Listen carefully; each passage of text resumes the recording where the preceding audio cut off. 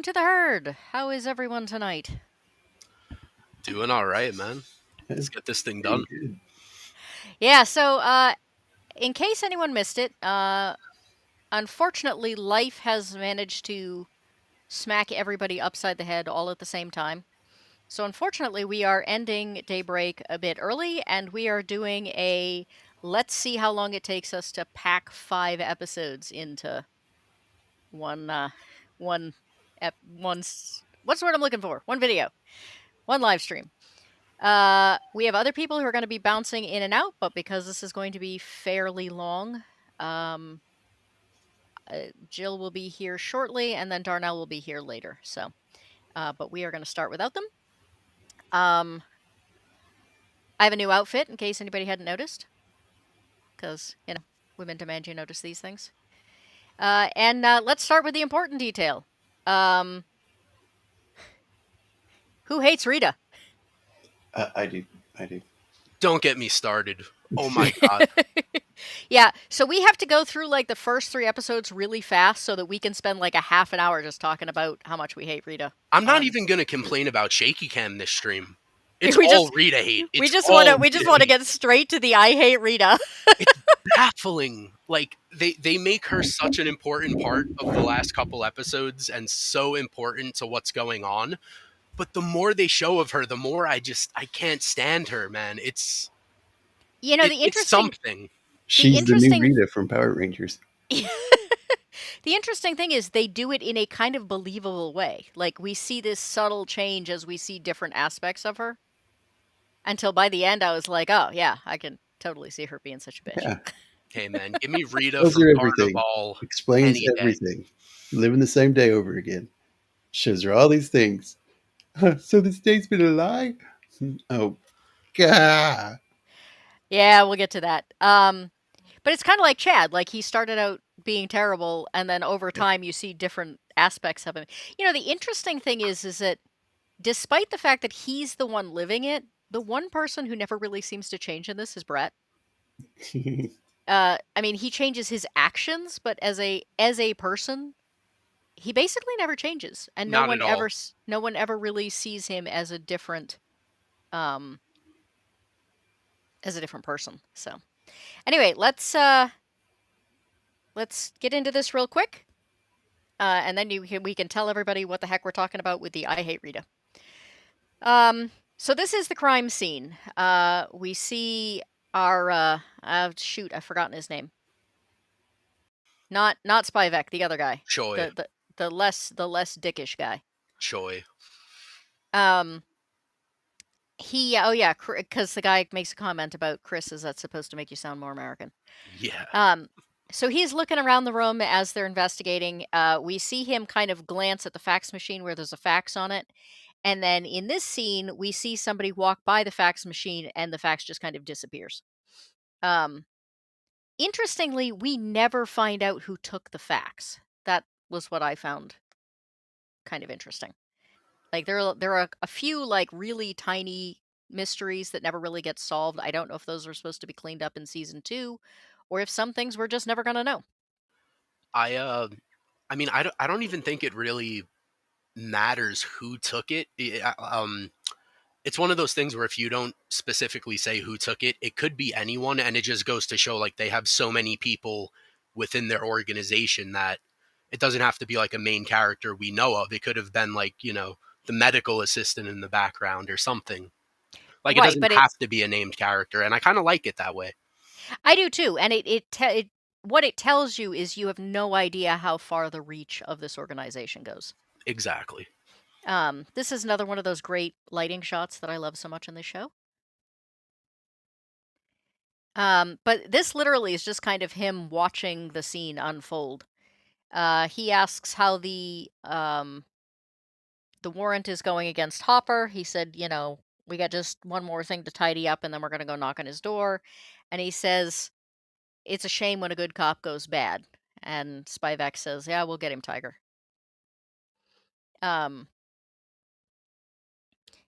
They say that Mrs. Garcia can go home, and he says she probably wants to be anywhere but here.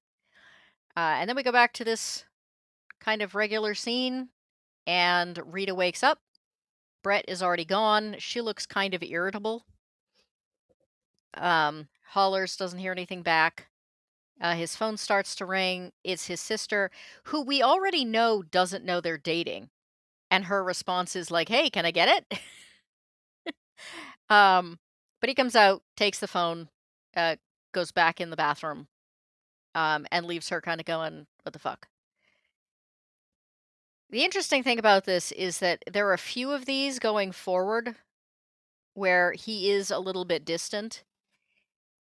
And from his perspective, this has been playing out over and over again, but from her perspective, this is the first time. So, like, basically, she starts to act like a bitch because he had one bad morning, as far as she's concerned. Crazy how that works. Um, so, especially since she goes on to find out he's being framed for murder. Like, and then she's like, oh, well, it still should have been about me.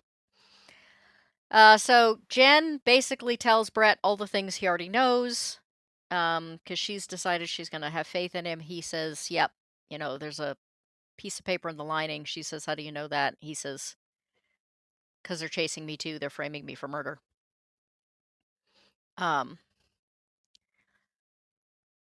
I do want to say a quick hello to Ben Legatus, Peepers, and Rachel, who are all in the chat. Rachel, I hope things are okay. Sounds like things have been a little bit tough lately, so I just want to take a second to say, hey, we're glad to have you here and you are appreciated. Um, he once again tells her, I don't know, I may be getting my loops mixed up at this point, but he tells her, like, here's a phone number of these two guys who are, like, ex-cop, now they're muscle.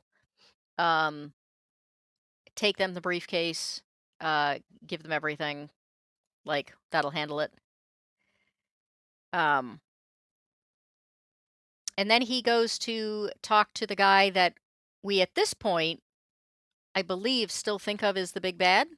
He's the guy in Yes. the vehicle. Welcome, Jill. Hello, hello. Happy to have you.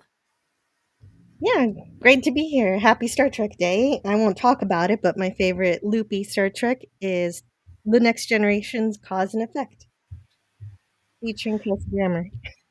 I can still remember that my first Star Trek episode ever was Devil in the Dark. Nice. Hey, Jill. Hello. So he's giving this big speech. That's my favorite Star Trek episode ever. We've got to talk about that sometime. But sorry, go ahead. Talk about the speech. Devil in the Dark? Yeah, it's great. So he's talking about, like, it's really hard to get to a guy like that. He's got too much power. And she says, so what are you going to do? And then we see this guy, we see Tobias Booth flip open the, oh no, this is a flashback of him thinking about how Tobias is mixed up in all this. So she says, is this the one where he says he plants the picture? Or is that the next bit? Yeah, it's this one. Yeah, okay. Because he wants to see his reaction to, see how guilty he is. And I like the way it's shot, and I do like I don't know, the actor playing Booth, but I love his reaction because it's almost immediate, but then, like, you see he's trying to compose himself. My only question, though, and legitimate question, how did Brett get that picture into his speech folder for him to see that? Like It's probably not hard. It's not like the speeches are under lock and key. but this dude's got security with him everywhere, and his security are the shadow people. And Right, Brett's but wanted, so, like, I just don't understand how, like, what did he do? Skip over and, like, slide it in while no one was seeing, like, no one noticed. I don't think Booth would normally keep the speech with him until the moment he had actually had to give it. I mean, it's possible, but still, like, I'm sure someone would have seen him walking I mean, around the podium or wherever it was, trying to slip something into the, his speech folder. Like, no one noticed that. I don't know.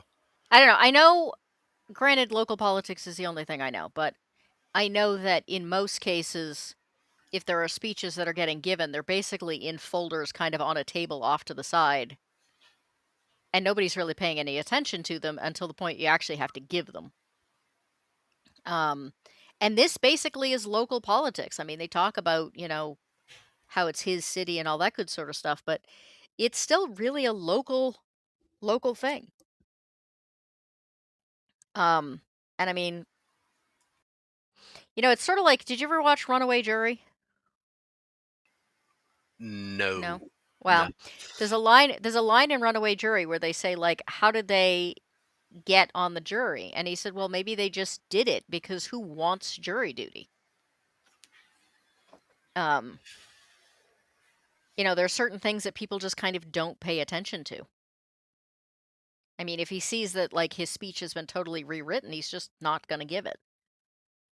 So why would you need to protect a speech like that? Um, but yeah, I mean, it is definitely probably the weakest thing in the episode, but I don't think it's unexplainable. Um, but yeah, so he plants a picture of the murdered girl and says, "Is this why you had Garcia killed?" Yeah, see, Rachel gets it. Uh, Isabella, the Selena fan. Isabella had Selena posters in her room.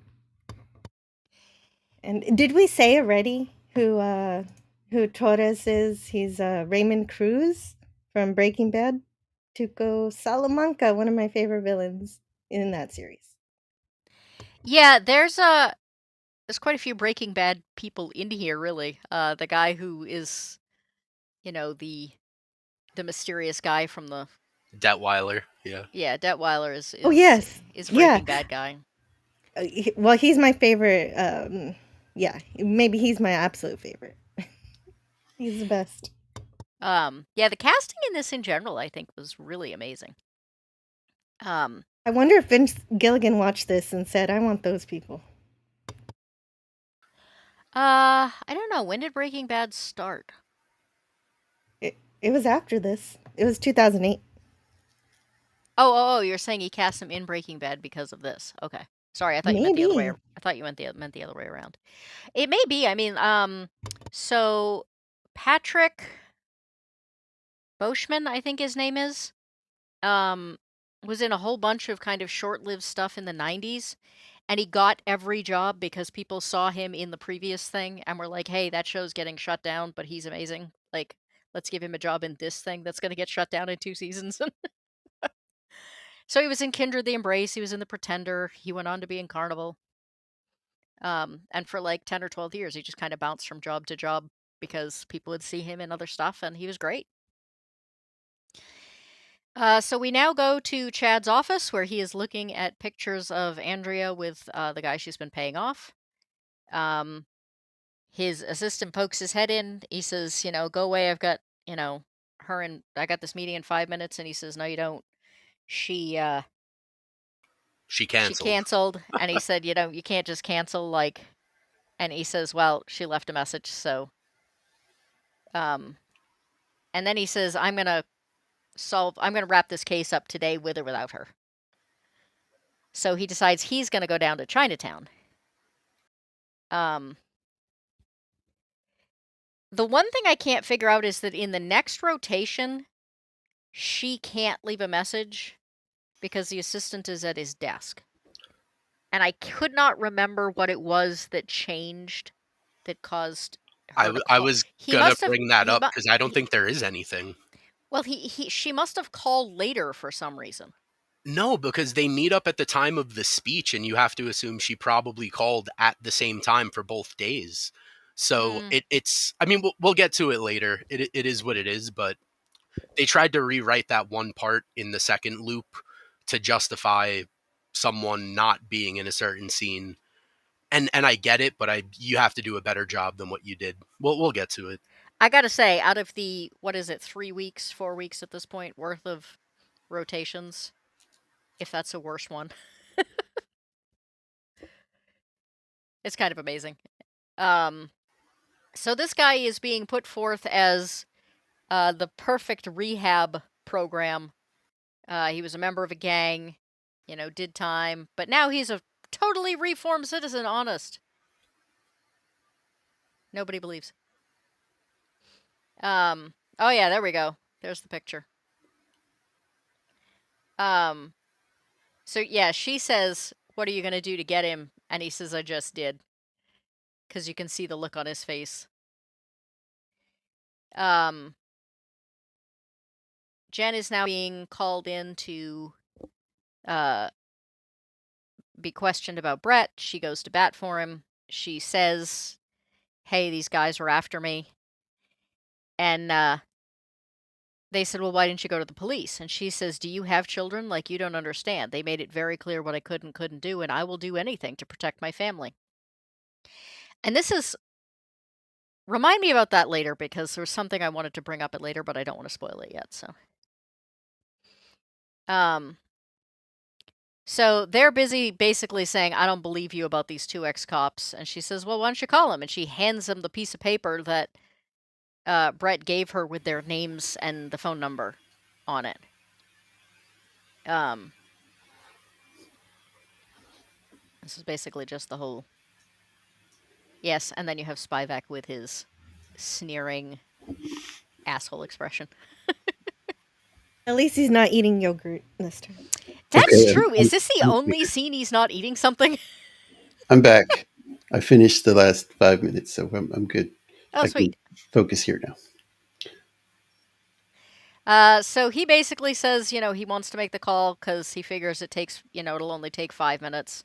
Spivak says, "Why would you waste your time?" And he says, "Well, why not? Like, you know, at least then we can say we did everything."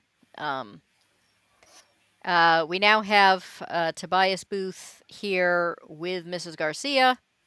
Um, Brett initially says it's being used as a publicity, picture moment. But he also thinks that she is in on her husband's murder and that's why she, identified him. They proceed to walk into her house, and he basically asks Andrea how she feels about, going into this house. And she's like, "Oh, I forgot how much fun it was being your partner." Um, he calls Damien. He says he wants to know about the dude in the suit. Damien basically says, "I don't have time for you. I got an empire to build." Hangs up the phone. Because, in this rotation, he basically hasn't heard anything from Hopper since the assassination on his life, so he wants nothing to do with Hopper at all. In the meantime, we have Troy going into the skinheads chop shop. And we know it's there because we see the van that's got the naked woman on the back. He wants to see the boss. They say he's not in. He gives him the card. This is when he makes the line about, Chris, is that supposed to, I a thought that choice? was a little stupid. Yeah. It's Is like, that supposed to make you sound more we're way American? past those days. I mean, Way past. these are literal skinheads, though, dude. It's not like Yeah, I still don't think a skinhead would say something like that. I mean, I've heard I have people heard say people. worse, dude. I was gonna say I've heard people say very similar things, and it's what 15 years later since this was made. So yeah, it still gets said. By ignorant people. Chad is now in talking to the Chinatown guy. Basically says, "I know who you are. I know you have all these ties," and he says, I have no idea what you're talking about. I'm just a simple small businessman." You're watching way too many Bruce Lee movies, guy. Yeah. And he basically, denies everything. He knows darn well that Chad, doesn't have a leg to stand on. Pisses Chad off. Does make a comment about, it's not my fault that, she has a junkie boyfriend with a bad habit, which gives Chad a little inkling about what might be going on. He makes a comment about he'd like to eat the guy's fish, which I guess is his terrible attempt at getting the last word in. But he knows he was kind of pathetic, and he storms out of there being really pissed off. And he goes by Damien, and he hears thumping in the back of the vehicle. The comment here is great though, because unless I misheard him, I think Damien says, keep walking, Elrond. And then I looked at Chad, and yeah, put a wig on him. He does kind of look like Elrond. Um, but he says, what you got in the back? And he says, my dog. And he says, oh, what's his name? I love dogs. Baxter. And he says, it's Baxter. Baxter. I used to have a dog named Baxter. It's And he's it's like, hysterical because in the earlier episodes when we were introduced to him, I literally said in my head, like, that's a dog's name. That is more of a dog's name than Brett's actual dog. Yeah, I used to have a dog named Baxter. Although I couldn't pronounce Baxter, and I said, called him Bastard. Yeah, my co-host's parents have a dog named Baxter. And yeah, so it's very it's very It's a common realistic. dog name. It's very realistic. So he basically says, I love dogs. Can I pet Baxter? And he says, no, but you can pet this. And he like pulls aside his coat because he doesn't know Chad's a cop. So he pulls his coat aside and says, you can pet this. And Chad goes, oh, I have one of those too, but mine came with a shiny badge. And Damien ends up getting arrested. Yeah, there it is. Mine came with a shiny badge. You can just see him being like, "Oh, my day was going so badly, and it just perked up so much." So she's headed into the house. Shows her badge. Walks through this. This place is basically empty. And she hears them talking, and they're kind of being a little suspicious. Like Mrs. Garcia's like, I didn't know about it. I thought it was all gone. He's like, you didn't check the safe? And then she rounds the corner and they said, what are you doing in here? And she says, oh, this is an active crime scene. Like, you shouldn't be back here. And he says, what's your name? And she said, I don't think that matters. And he says, what's your name? So she tells him, and he says, I'll mention it to your chief. We're playing golf tomorrow. And the threat is so obvious. Yeah. I don't care if it was She's like not "Say hello allowed to or me." not. You're supposed to like do what I tell you because I'm rich and powerful. Yeah.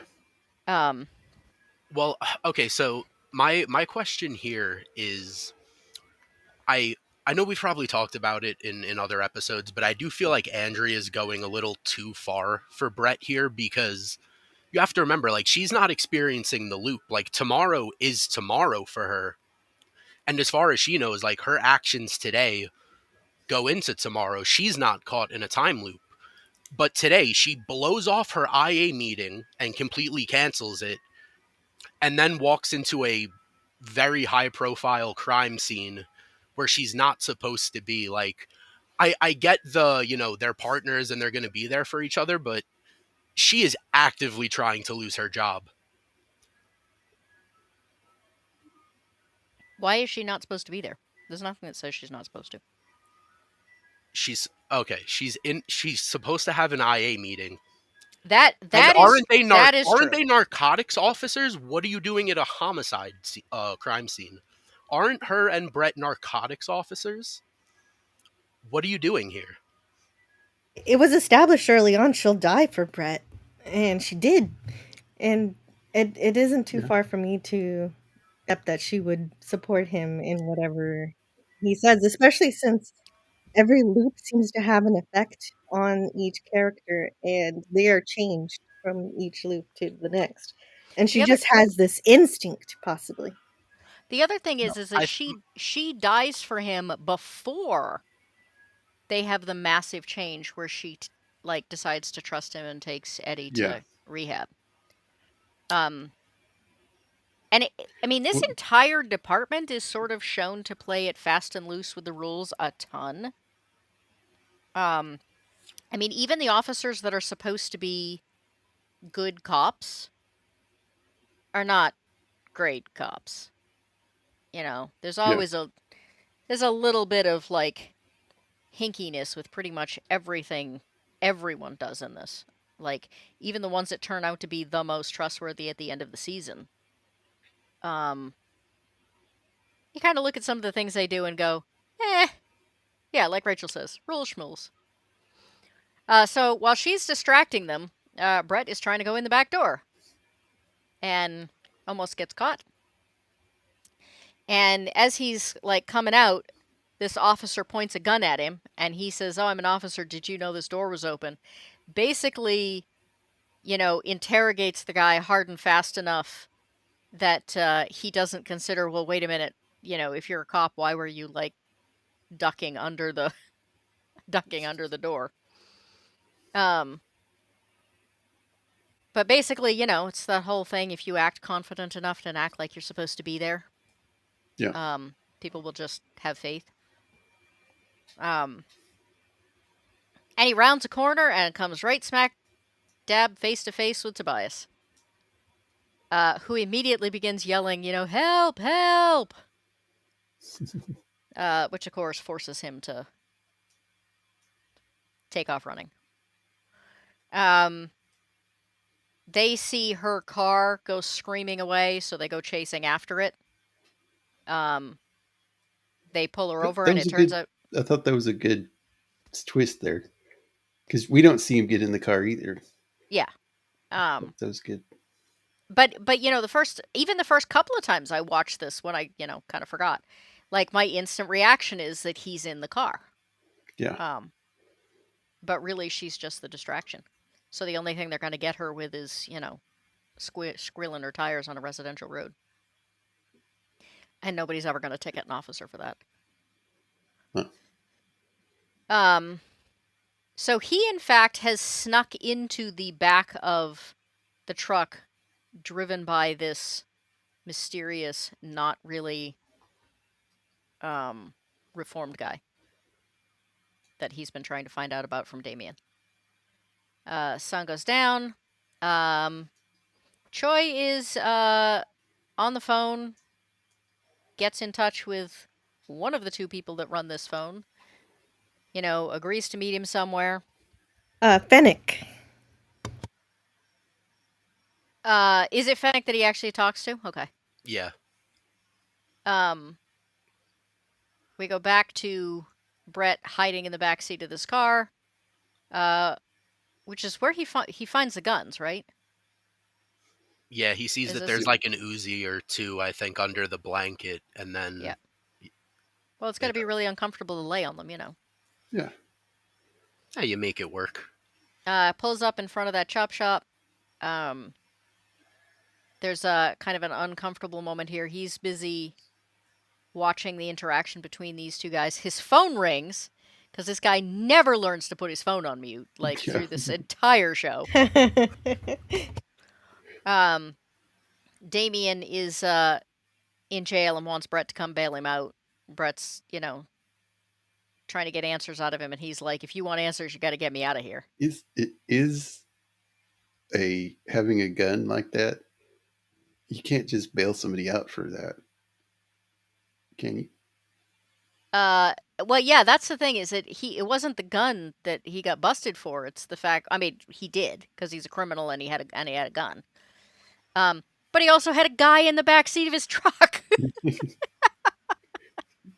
You kidnapped somebody. Oh well.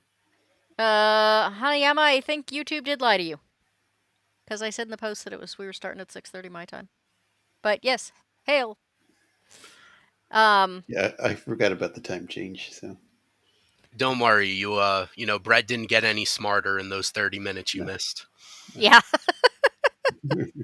Yeah, we're skimming through stuff here as quick as we can. So he sees them headed towards the back of the truck. We have this, early 2000s false tense moment, where he's not actually there, and then when he goes to get in the vehicle, Brett's in the front of the vehicle and like beats the snot out of him, and then takes off with his truck. by the way, this actor has been in a lot. The Hispanic guy. Oh yeah.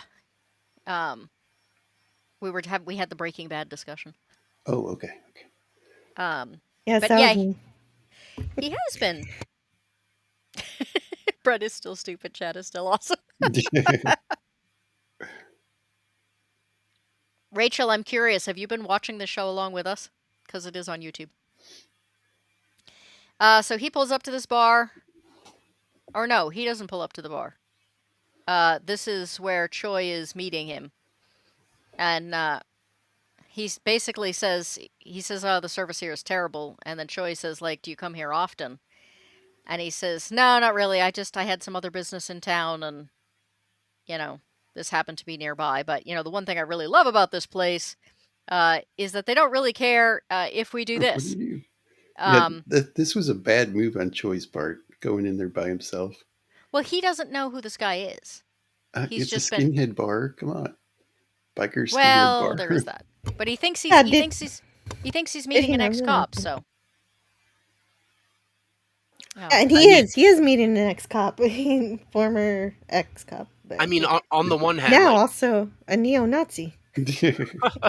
but like on the one hand, yeah, he thinks he's meeting with an ex-cop, but didn't Jennifer tell him in the interrogation room that like these guys are basically threatening my family and doing a bunch of like I don't know, I think he maybe should have taken that into account. I think the issue is that unlike Spivak, he thinks they should check it out just so they can say they've gone through the motions.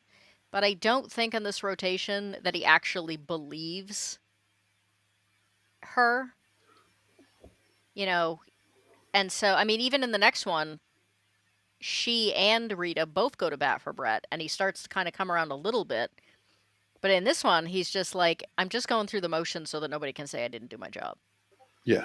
I mean, Um, I still think he's taking what she's saying into consideration at least a little bit, because when she goes on the whole speech about like I love my kids and I'm not going to put them in danger, like do you have kids? It mhm. shows Spivak's face and he does not give a fuck. He's like, yeah, I've heard this 100 times, whatever. They go to Choi's face and it shows that he's at least considering it. Like it shows the difference between the two. So I feel like he should have at least taken into consideration the fact that there would have been a threat here. Like he does very much just walk into here like a lamb for the slaughter. Yeah. Well, but keep in mind that Chad knows these guys. Like, he knows what they're capable of. And when he gets in the fight with the other one, he still says, when they pull a gun on him, he still says, "Are you crazy? I'm a cop." Like, there's very much this sense of the police officers thinking that they are untouchable. And they're always incredibly surprised when somebody touches them. Yeah. So anyway, he says, they don't care what we do here. And Troy gets throttled with a chain. And as it's happening, his partner just laughs and says, how about those peanuts now? Back to Rita's house. He comes in. She's pissed off. Giving this silent treatment. He says, "Oh, I forgot to call you today, didn't I?" Oops. Because again, it's really hard to keep straight what he's done in every single rotation. And he's really apologetic, and then he makes a comment about, other people he's talked to, and he says, "Wait a minute, you told Andrea, but you didn't tell me." And he says, "Well, she's a cop; she can help." And you can see that doesn't do any good. Like, she gets even more pissed off. She's like, "I can't." He's like, that's not what I meant, but She feels he's pushing her away. maybe, but I was saying earlier that as far as she's concerned, he's had one really incredibly terrible day. Yeah. She hadn't tried to call him either. Yeah, that's actually a really good point. And she's just been at the house in her underwear all day. That's what I got from it, because you see her in the morning, she's in her underwear, and you see her in the afternoon, she's in her underwear again. But the fact is that she acts like he's been terrible for like days. Yeah. When in fact, from her perspective, all it is he's had one really terrible day where he's been running from the law all day. Yeah. And she's mad because he didn't call her. So, like, his life has been in danger all day, but you didn't call me. Yeah, this is the you told Andrea, not me. Um, Yeah, this is.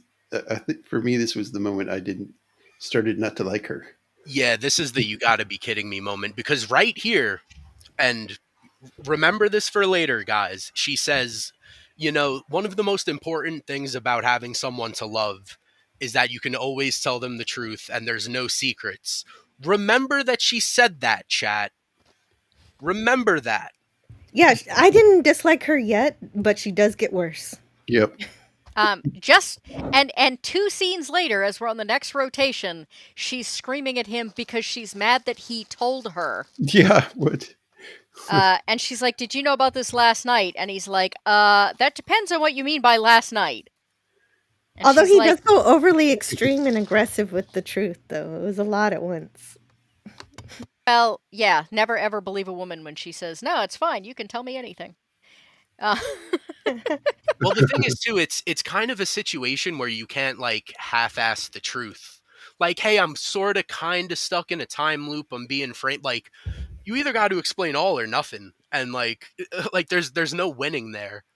But it's just it's frustrating, man, because like the show has a lot of gray, and there aren't like a lot of great characters to love. But not that they're not interesting, but you're not always rooting for people. But Rita, from this moment until the end of the show, ridiculous, man. I really couldn't believe it. It's just like your jaw opens wider and wider every time she opens her mouth, she because there's just keeps getting always shittier. it's incredible. Yeah, so she's really mad at him. He does not go into the time loop thing. He just says, "I'm being accused of murder." Um, and so the phone rings. She's like, and then she says, "Does Andrea know?" And the phone rings, and he says, "I'm about to tell her right now." And she's like, "Do a better job telling her than you did telling me." There is this funny thing too, where like she's so anxious right now that like every time she goes to sit down, she immediately stands back up, and she does it like two or three times in this scene itself, and it is pretty funny. Like I will give it that. But he probably is closer to his partner than with her. Um, yeah. This does change. He didn't meet her this time. He met her at the bridge. And then they oh no, wait, is this the This same is the scene? same But it's spot. in every time it shows her at it's inferred that they've talked because she knows stuff, even though it doesn't show it. So But they yeah, go like this. Oh, okay, my bad. Sorry. Oh, I was just going to say they go through this all again.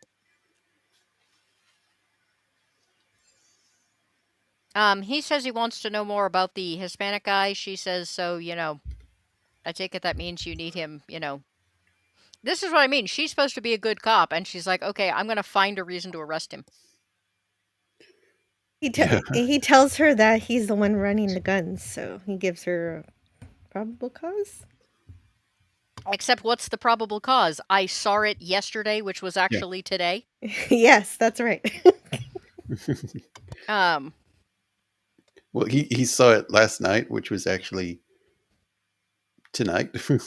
Right. So she basically says, okay, I'm going to find a reason to, like, get into his car.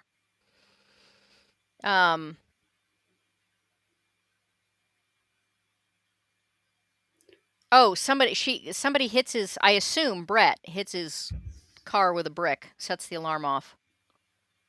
She comes over, supposedly to investigate, says, is this your car? He says, yeah. She says, is anything missing? He says, I don't know. She said, well, you should open it up and check. And he's like, no, no, no. And she's like, Sir, please calm down. Yeah, and and he's like, I am calm. Like, and then he starts to actually get agitated, and he says, like, "Didn't you like see me? I was just up on stage." And she's like, "Yeah, and I had breakfast with I had breakfast with Martin Luther King No, Jr." she says Count Chocula. Count Chocula. Right, Count Chocula, yeah. So she basically like uses that as like, "Oh, you're acting suspicious." So she opens the car up, and he's got a gun in it, so she arrests him. Yeah, and it's illegal because he's a felon.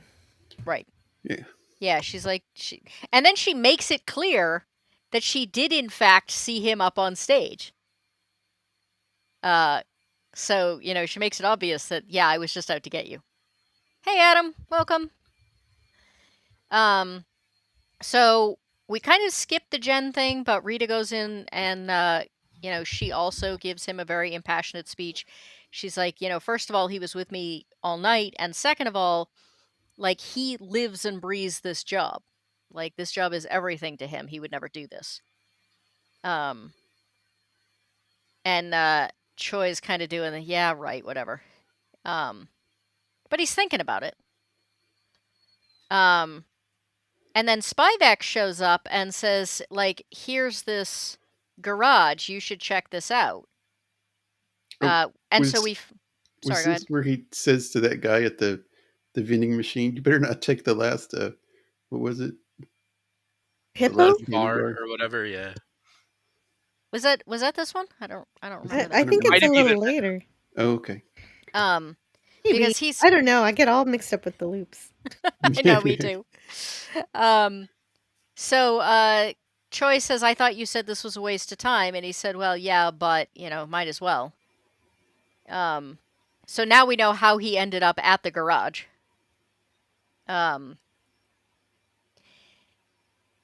She brings her caller in. He says, you have a meeting with me. She says, I got to get this guy processed. And he says, no, now. So she says, like, get him processed. I'll be there in a minute.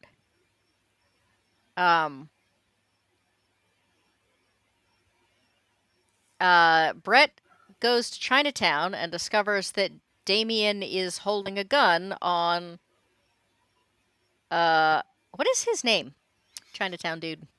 Danny Yen or something like that. Yen? Okay. Maybe. And he's like, you guys don't hang out together. What's going on? I like this. He's like, "Okay, we're gonna put our guns down in 3. 1, 2, 3." And nothing happens. Yeah, I was everyone's gun is so... It's still worth a held. try.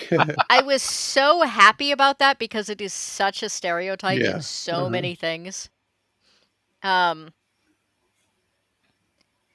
So he basically says, like, yeah, we have the same agreement going on as you and my partner.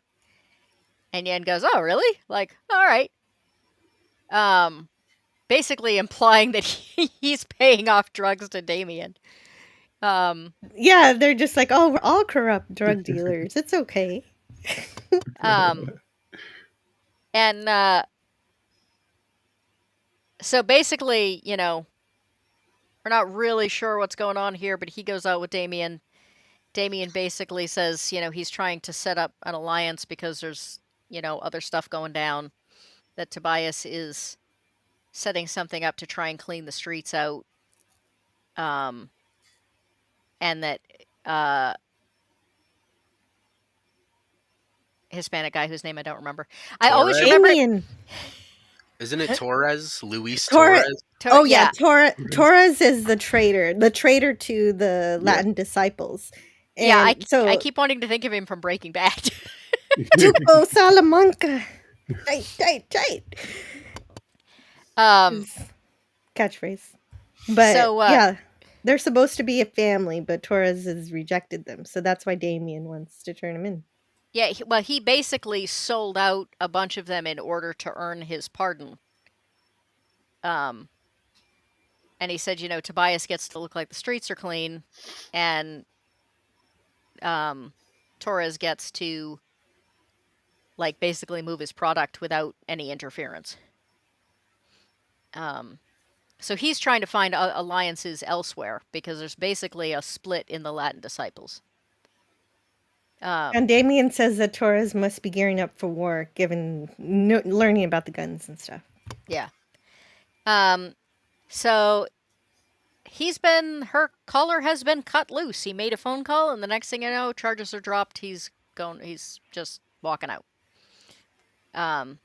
So she's pretty pissed. Damien and Brett are going head hunting. He's like, I call dibs on the guns. Yeah, he's like, I get the guns when this is done. Brett's like, are you crazy? So they go there. The garage is already empty. There's only like 2 guys there. They surprise them quite easily. Like a video game, they get the address from them. Yeah. It's funny though, one of the guys, like, Brett's trying to question him and he just hits Brett with a, no hablo inglés. So Damien just points the gun right at his head and he's like, hey, we speak the same language, buddy. Yeah. I don't think they do give him the address, though. I think the phone call he gets talks about there being a bar. Yeah. And that's, like, they know part of where the guns are going, but they don't know where that is. And then it turns out it's a bar. It saves some time instead of them having to, like, beat it out of the guys, so nice and convenient. And Damien basically is like, yeah, I'm not getting into this. Everybody wants to kill me anyway.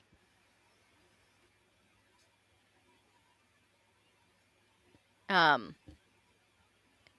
yeah, the summit. Oh yeah, you're right. Battle finds out where they're going. Yeah, he thinks that the summit is an event and it's actually a place.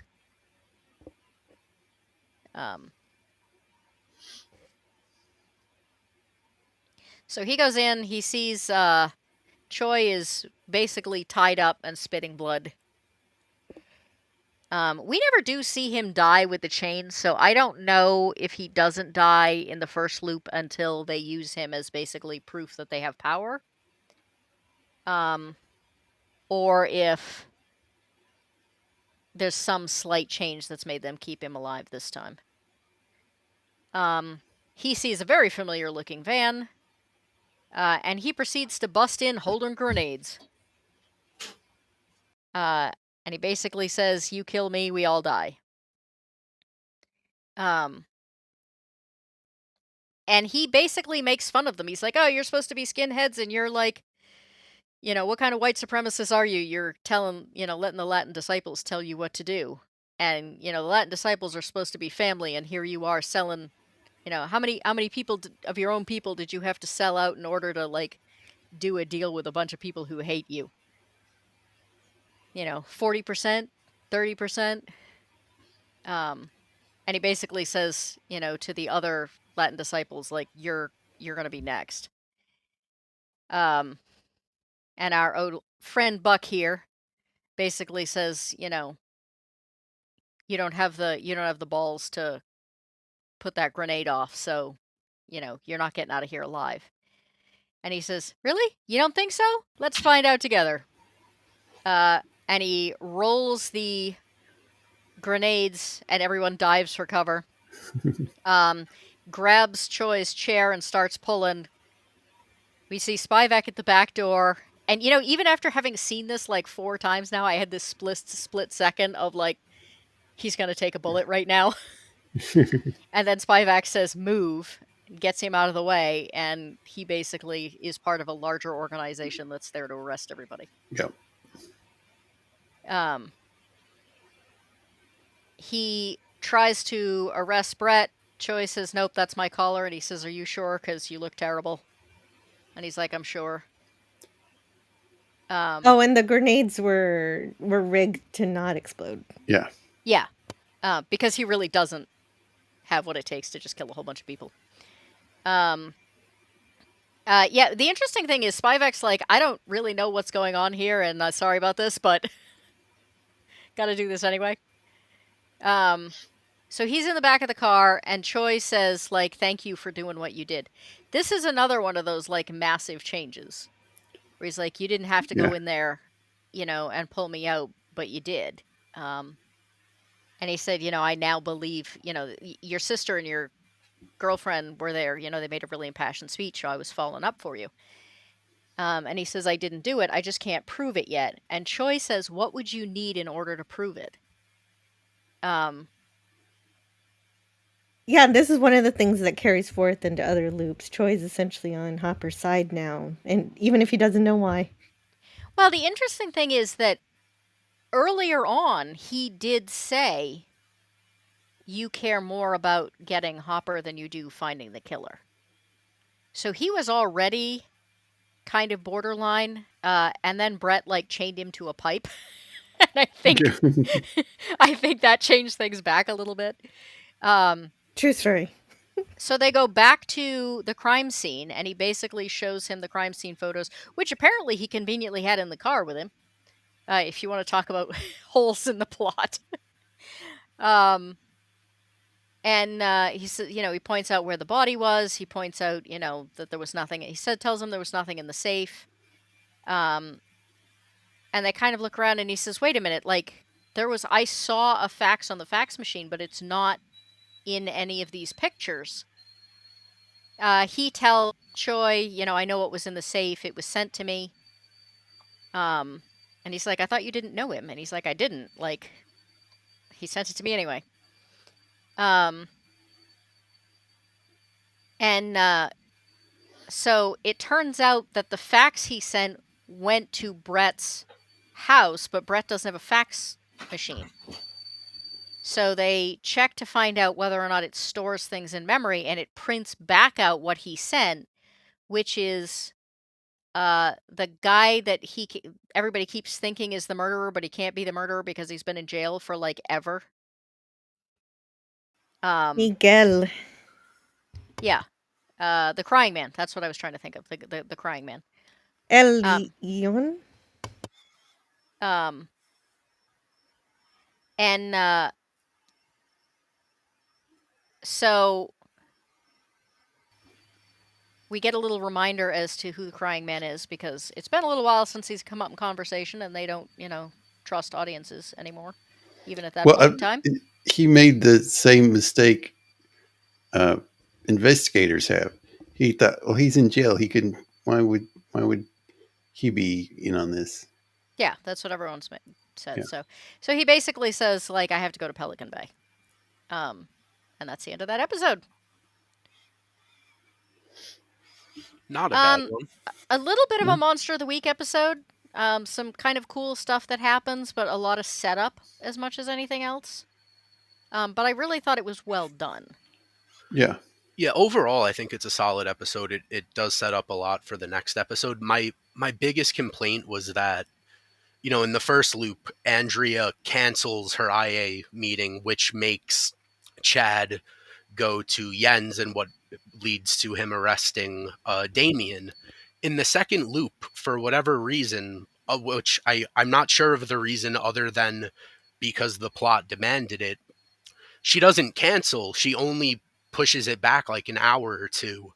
So Chad doesn't need to go search out Danny Yen, so he never makes the arrest of Damien, and that standoff happens. But I don't know I don't know if there's an in-universe reason for that change other than just the writers needed that to happen for the sake of the guns being drawn. Oh, you know what the difference is? He had to spend a half an hour having a fight with Rita first. Yeah, right. I was away for a second, so I'll catch up. I mean, I don't know if that's like a good enough answer, because I feel like Andrea should still be making that call at the same time, so there wouldn't be a reason. Because in the first one, she leaves a message, and in the second loop, she's like, "Oh, well, I tried to call, but I could only leave a message, so she didn't cancel." It feels like there's not an actual in-universe reason other than, like I said, the plot needed it to happen, which is little cheap. It depends how close it is. I mean, if she called 5 minutes before he got to his desk in the first one and 5 minutes after he got to his desk in the second one, the fight with Rita definitely could make a difference. Yeah, but in both situations, why couldn't she just leave a message then and cancel both times? Because the sidekick is at his desk the second time. He answers the phone. So then why couldn't you just cancel then? Like, why? Because Chad makes it very clear, you do not cancel on IA. And he said, well, she got away with it because she left a message. Whereas, I don't know. That feels like a bit of a cheap reason. I feel like if she wanted to cancel, either way she would have canceled. But I'll go with it for now. I think it's harder to justify in person than it is just to be like, it's like it's easier to call in sick to work and just leave a message than it is to be like, I can't come in. So he's in the car with Rita. She gets a phone call, another one of those like I can't talk right now. Then he ends up on an airplane, meets both this incredibly nervous guy and this lady who apparently travels all over the world. This lady right here. She's been to Paris 5 times, but she's never been to the Eiffel Tower because she just kind of never gets around to it. Yeah, and he also is like, oh wow, it's already tomorrow in Australia. I wish I could get there. Yeah. And she's very obviously hitting on him. And once he figures it out, he's like, "Oh yeah, my girlfriend is always saying," and she goes, You know he's loyal, but she's really cute. And by the end of this, we start to like her a lot better. But that may be because we only see her three times.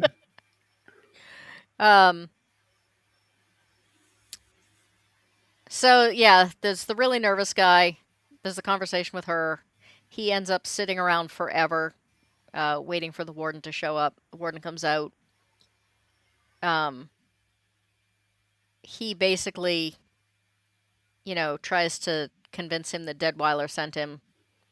Well, and, no, I don't even think this happens the first loop. I don't think, because it's not until he's leaving after this loop. Oh, that's right. That He hears the mention of Deadweiler. Yeah. Yeah, he here's comes his in name. saying he's a cop.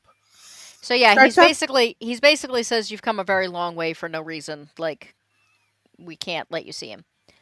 Yeah, that's true. The first time he just pretends he's Chad. The next day he name drops Detweiler. Yeah.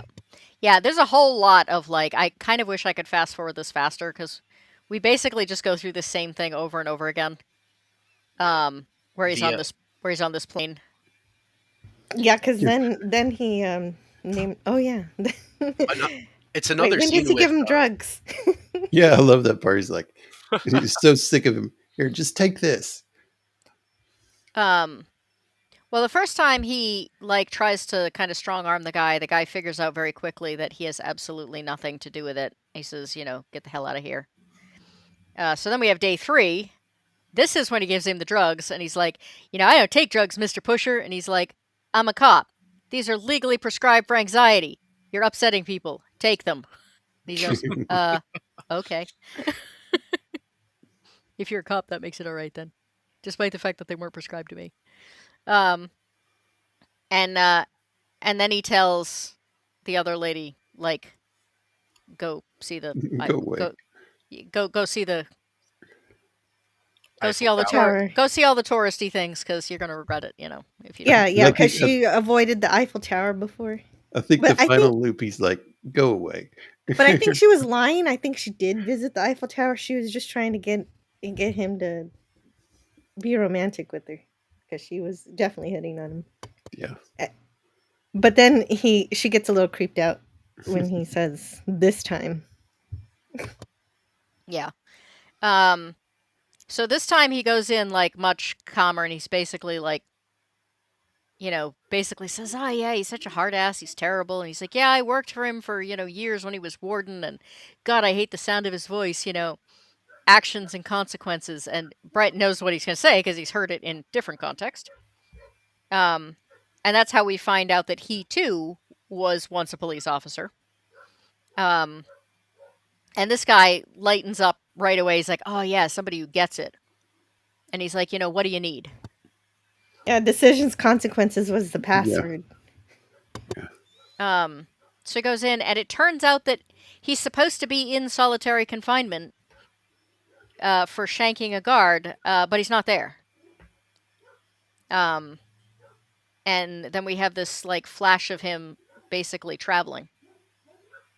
And then we see these two, and he's like, what's wrong with you? And he's like, yeah, it just seems unprofessional. He's like, you're still upset about the guy in the tub? Which is the first we've heard of a guy in the tub. Yeah.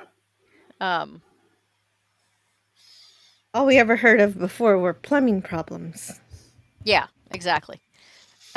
But it's interesting that we have this new thing. Like the plumbing problem is such a tiny thing that I have very frequently forgotten about by the time I hit Yeah. this point. Um, I do find it funny though that uh Buck and Fensick, when they're in the diner, he's saying, "Yeah, I'm not feeling great about that," and Buck basically tells him like, you know what's really unprofessional, whining about it. And I find it funny that it might be an episode or two from now, but Chad basically does say the same thing to his little bald headed protege dude. He complains about being in IA, and he's like, "Dude, you got to deal with it. No one likes you whining. yeah, and he's like, you're in IA. What do you expect? You thought people were gonna like you." Um, I think he wants people to respect him more than anything else, but um, so basically, there's a whole lot of gathering information, and they find out that. I'm trying to remember. They find out somehow that there's an address or a woman um that is somehow related to this guy. I think Um, that's later, isn't it? Oh, is it? What's he boy. talking to Andrea about then? Mostly talking to him about her about Miguel killing his whole family and that she thinks he killed Garza, or somebody thinks that. And somebody lets him out to do Oh, murders and stuff. the fingerprints. He says he left a fingerprint at the scene before. Let's see if he's done it again. I want you to examine cold cases that have this particular like pattern. Especially the ones dealing with the Latin disciples. They use Miguel to do their dirty work. Yeah.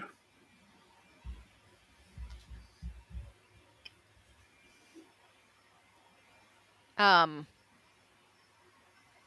so here we have another, pump Damien for information. Because Damien wants to take down Taurus. Yeah. Right. I like the way this mythos has come up against the guy in prison. It's like he go kills somebody and then disappears. I, I thought that was a cool thing that they built up through the episodes. Yeah. Um, the um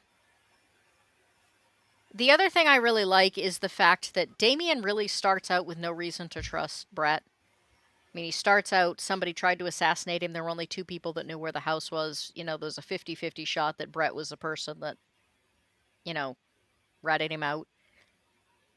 And so giving him a reason to keep working with Brett, specifically the fact that Brett has something he wants, I thought was really well done. Instead of just like, oh yeah, I have no reason to trust you, but suddenly I do. On top of all that, he kind of strokes his ego too, saying, "Hey, I know somebody who can be the leader when all this is cleared up." Yeah, yeah, he does.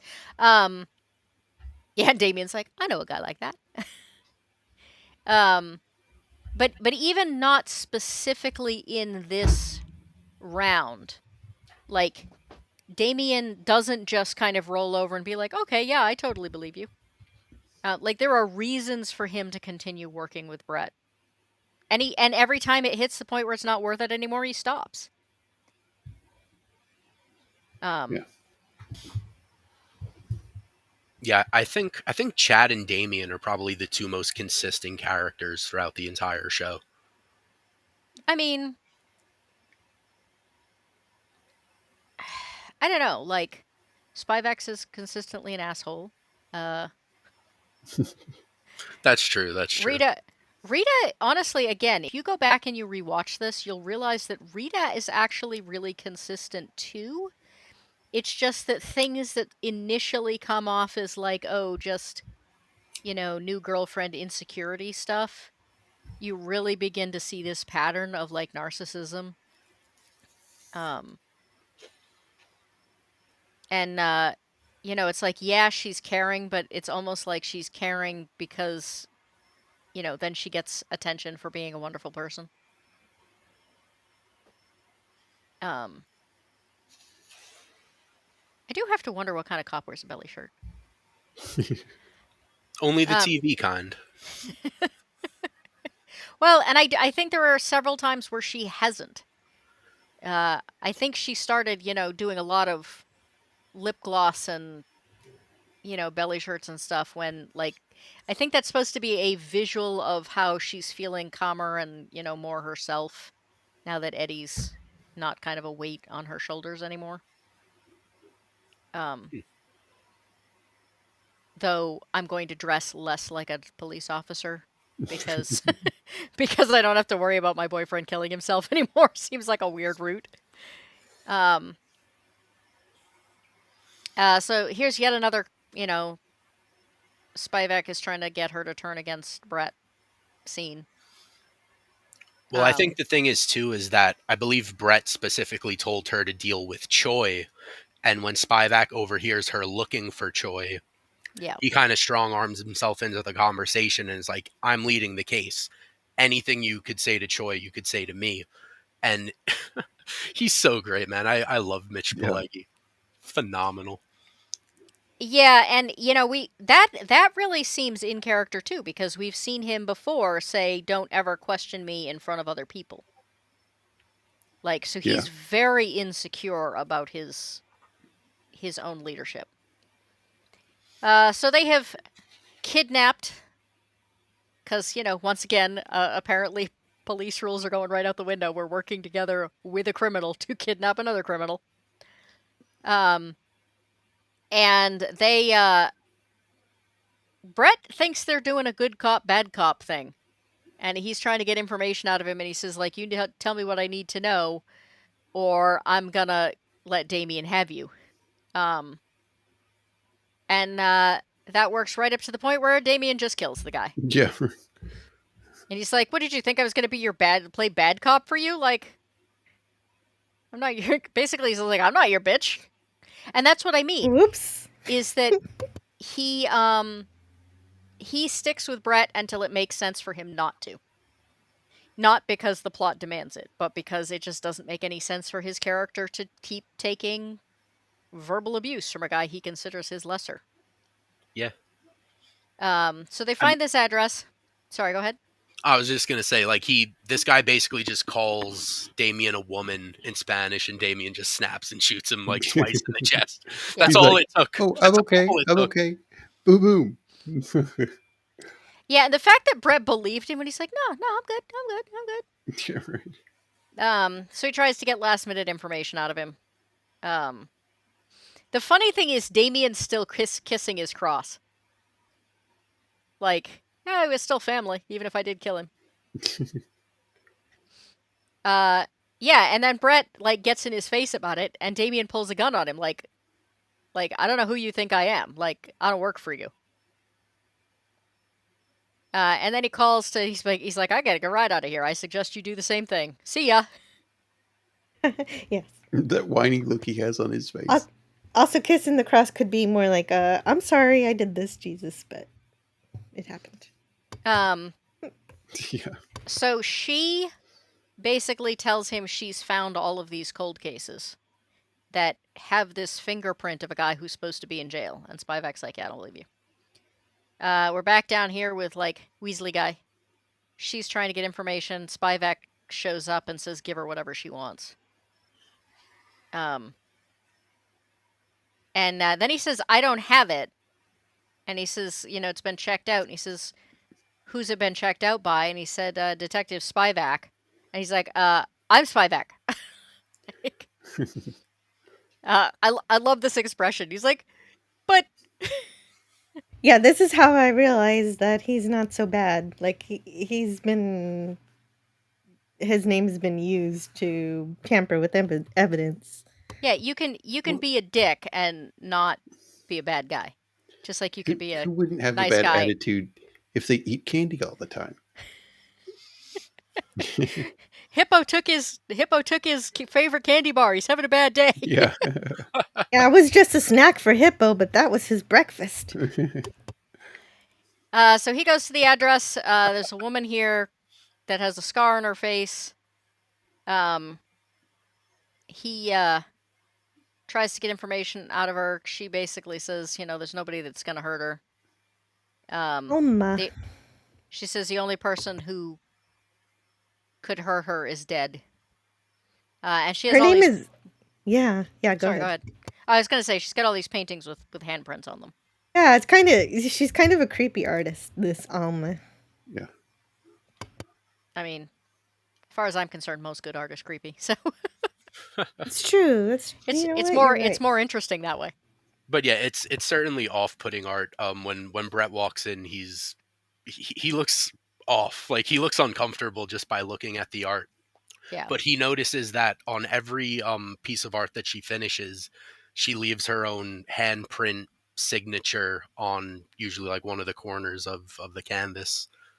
And yeah, it's I don't know, like there's decent atmosphere because the moment Brett walks in, like you feel almost as uncomfortable as he does. Like I thought they captured that fairly well.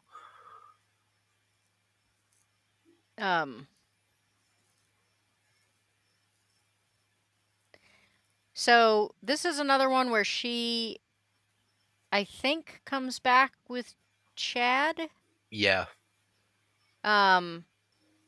But the crying man is lying in wait in the house, and they die. Yeah. How many Which deaths does is this make for Rita? Has anybody been counting? I don't know. At this point she deserves all of them. It's fine. I don't know, but El Llorón. Yeah, he's Well, got her. It's gotta be. I It's gotta be think at I least think 5. she dies at least every day because well, he didn't know about her brother, and she has the phone Da, da, call da. just No about all the spoilers. time. No spoilers. Yeah, but she Oh, ignores it. sorry. She ignores it most of the time. Um. It is kind of sad though to think like the reason Brett goes to that woman's house is because he found the address and he believes that Eliaron might go to her next, then that for whatever reason she might be his next victim. Meanwhile, he's at his girlfriend's house waiting to kill her Yep. and Chad. Yep. Um. Yeah, she ignores the call every time because she's dealing with Brett Oh, okay. until she gets angry with Brett and leaves before everything starts to happen. That's when she takes the call. Oh, okay. That's right. Um, but I think it's got to be 5, and Chad I think is up to 4. So She's only died once. I was going to say it. She's only got 1. She's doing great. This show would be more fun with the death count in the corner. Yeah, that'd be Even good. Choi has died once. So um, so he grabs the gun, um, basically books it, I like and also this he time, grabs a change of clothes. He's like, you know what? yeah, I'm I need to tired change of my wearing the clothes. same thing. Tired of wearing the same thing. So this time he goes upstairs, and the landlord is up there. He's getting ready to go in and, you know, deal with this leak. Um, and it turns out that this apartment has been being used to spy on Brett for an unknown amount of time. Um, there's like wiretaps and everything like plugged in. There's nothing else in the apartment. Um, and that's the guy in the tub. Yep. And the Back. landlord screams like a girl. Yeah. Oh, Um, dude, that was so funny. I'm Yeah. sorry. Like I got a great laugh out of that. so he says that, somebody wasn't supposed to move in until later. I assume what must have happened is that Buck was spying on Brett and this guy showed up. Early, like Bef- a yeah, week showed up a before he week was earlier or supposed to. something. And got shot because he caught them. Um, what's weird is what is he doing in the tub? He's wearing all his clothes. He obviously got shot like standing up or something. Well, they probably just shot him and threw him in the tub so his body wouldn't leak. Now look at the wall behind him. They might have just pushed him in there and shot him in the tub. Um, Either that or he tried to take cover in the bathroom because he saw men with guns. Yeah. Didn't care that, but again, I don't know why the tub was full. It's just an Well, it incidental man who was in the wrong place. The only thing I can Wrong think place, of wrong is time. that wasn't water, that they packed him on ice and then it melted. maybe, yeah. Yeah. Well, the thing is too is that like even if it looks a little weird and if it doesn't make sense, feels like a bit of a rush job. The way Fensick was talking about it earlier, like saying it was, it was sloppy, it was unprofessional. Like this kind of checks out. It almost doesn't look right, and it feels like they were caught off guard, and they probably had to rush to get this, kill this guy and put him on ice. Yeah. Like they're, they've Yeah. they've been watching Brett for weeks, months at this point, whatever. They're used to planning, and then here comes this guy walking through the door. And the fun Um, part is the landlord isn't so much. I mean, he does scream when he sees him, but also he's still really upset about the plumbing. Yeah. but Yeah, what's really funny is, so he says, I have to let them in, they're the police, and Brett says, I'm the police, like, don't let them in. So Spivak questions him about whether or not he's seen Brett, and he goes, yes, no. And he's like, where is Brett Hopper now? Oh, I think he's dealing with the dead man in the tub. And he goes, I mean, That's the cop's cue to enter. yeah, he's such a It's terrible, like, you such a want to know terrible liar. something? They still haven't fixed the plumbing. we still have leak. Yeah. Yep. Still leak. I'm not sure that he does that. I just feel like that's what he would do. Yeah. So, Really want to try this Mexican seafood restaurant. It looks really good. um, so he grabs something to eat. He's probably tired of breakfast food all the time at this point. Um, I can't remember what it is. There's one point where they're like, when was the last time you ate? And he's like, I don't know. Um, If you're ever looking for a good place to eat, ask a fireman or a policeman. They know all If the you good want to, stuff. if you want to or build up an appetite, outrun SWAT. or an or an EMT. Yep. Though EMTs tend to do a lot more finger food and a lot less sit down. So he brings these guys up. This is crap. You wouldn't have two suspects in the same lineup Yeah. because that Yeah, increases the chances of one of them getting picked just by accident. But he, definitely pinpoints our boys. What about And a photo these are, lineup? Would that work better? huh? What about a photo lineup? Would that work better? Um, Research has shown that they're not great because police Okay. officers will give off really subtle signals that tell them which photo they want them to pick. Okay. What they should have done, I mean, not that regular lineups are much better, but um, generally the rule of thumb is you have someone who does not know who the correct person is that goes in with them, and everyone who's actually part of the case stays out. And they do the lineup that way, but in which case they should have had two separate lineups. Okay. Um, so, um, I think because they're like, oh, they're ex cops, and I think one of these two actually says again, "It's a shame when a good cop goes bad." yeah. It's Choi. Troy did that. He said it multiple times throughout the series. I think he said it as early as I think episode 5 when Brett takes Chad hostage. He said it about Brett. Mm, Now he's saying it about Fennec and whatever. yeah. So he goes back to this woman's house. This time he doesn't just show his badge; he, shows his, official police ID. Um, he goes in. He's basically undoes all the behavioral things that made her, cautious and nervous previously. Um, and she is a lot more open this time, but still, doesn't make a lot of eye contact. Still says she doesn't know anything. Um, and he goes to take a call. I can't remember who. Oh, to Andrea, but I can't remember what the call is about. I think she's just telling She's him that. Sorry, go ahead. she's looking into the gun because the gun is supposed to have fingerprints on it, and she's supposed to be checking in on the gun and not letting it out of her sight. Is that this time? I thought this was the one where like the gun goes missing. No, Well, no, no, it this is was her it was the pulling one with the I believe this is her pulling the fingerprint off of.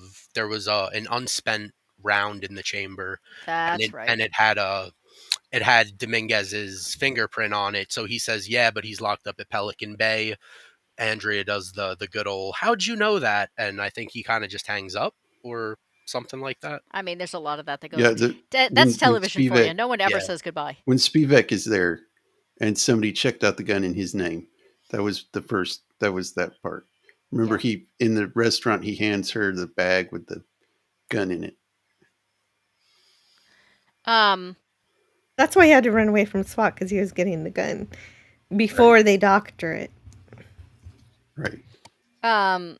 So he basically hears her saying, "Oh no, he's here," and it turns out that she is actually talking to the crying man. That she is his sister, and that he killed their family because it was her father that cut her, and her mother sat there and watched. Yeah. And so he saved her. Um, and she's now the go-between. She's the one that he goes to find out who he's supposed to kill. And interestingly, I don't think anything ever happens to her. No. I no, think that's the last time we see her, isn't it? she yeah, she sets up assassinations while in between paintings, and Yeah. yeah, no big deal.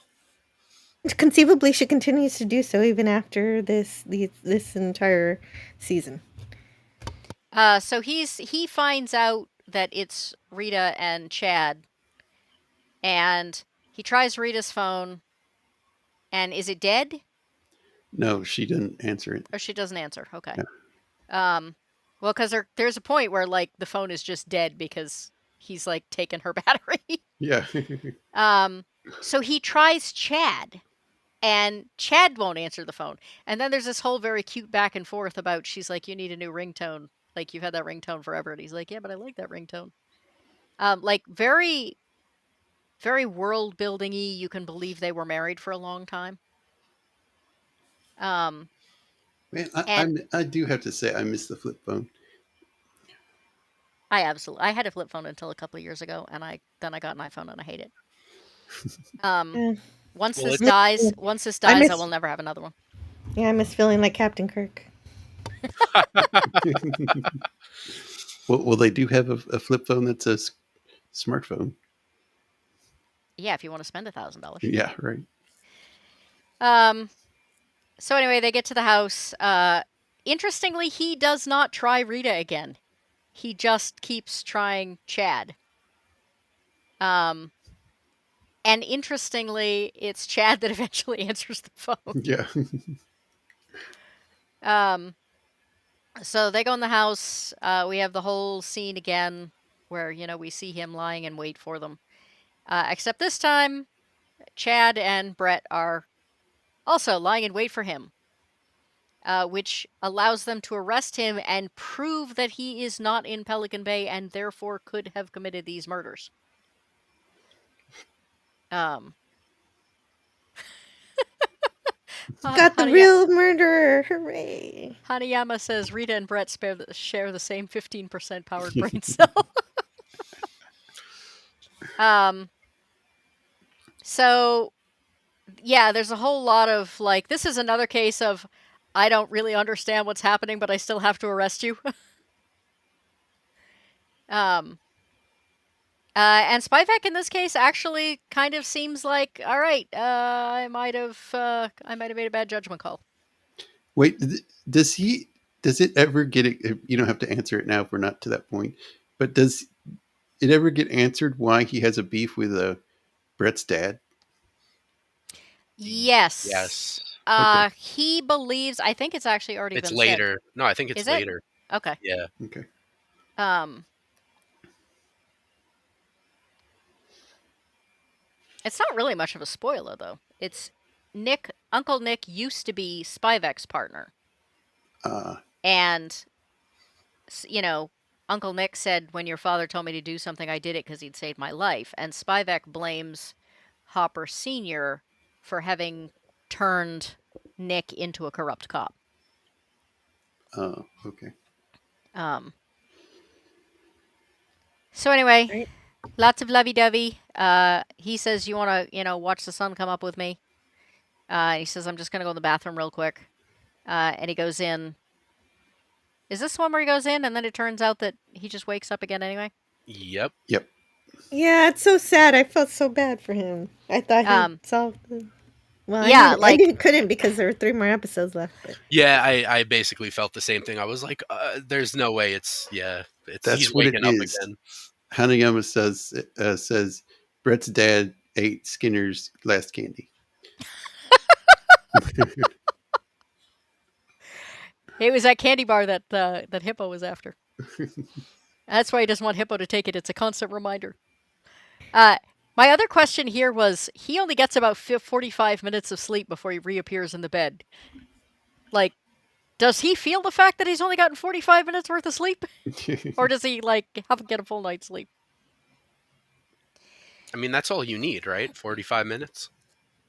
I'm not sure how much of it was a dream because it was 5:15 a.m. Well, he was still awake.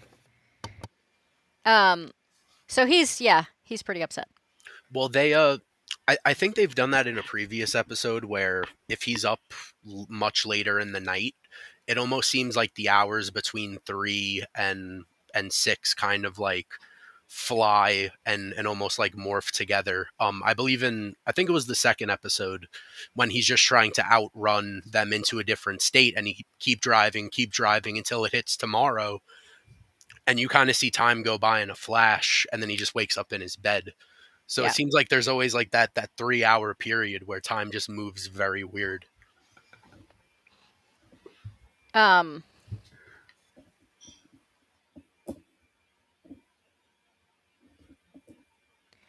So he's pretty unhappy. He really thought he solved it. Yeah.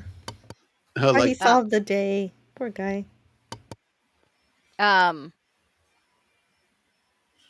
And, she can tell right away, what's wrong. And he's like, I thought I solved this case. Turns out I didn't solve the case. Oh, yeah, this is such a great visual. Because he is so tall and the other guy has such a Napoleon complex. And he's like, no one takes me seriously. Maybe it's because you look like you're a balding high school student.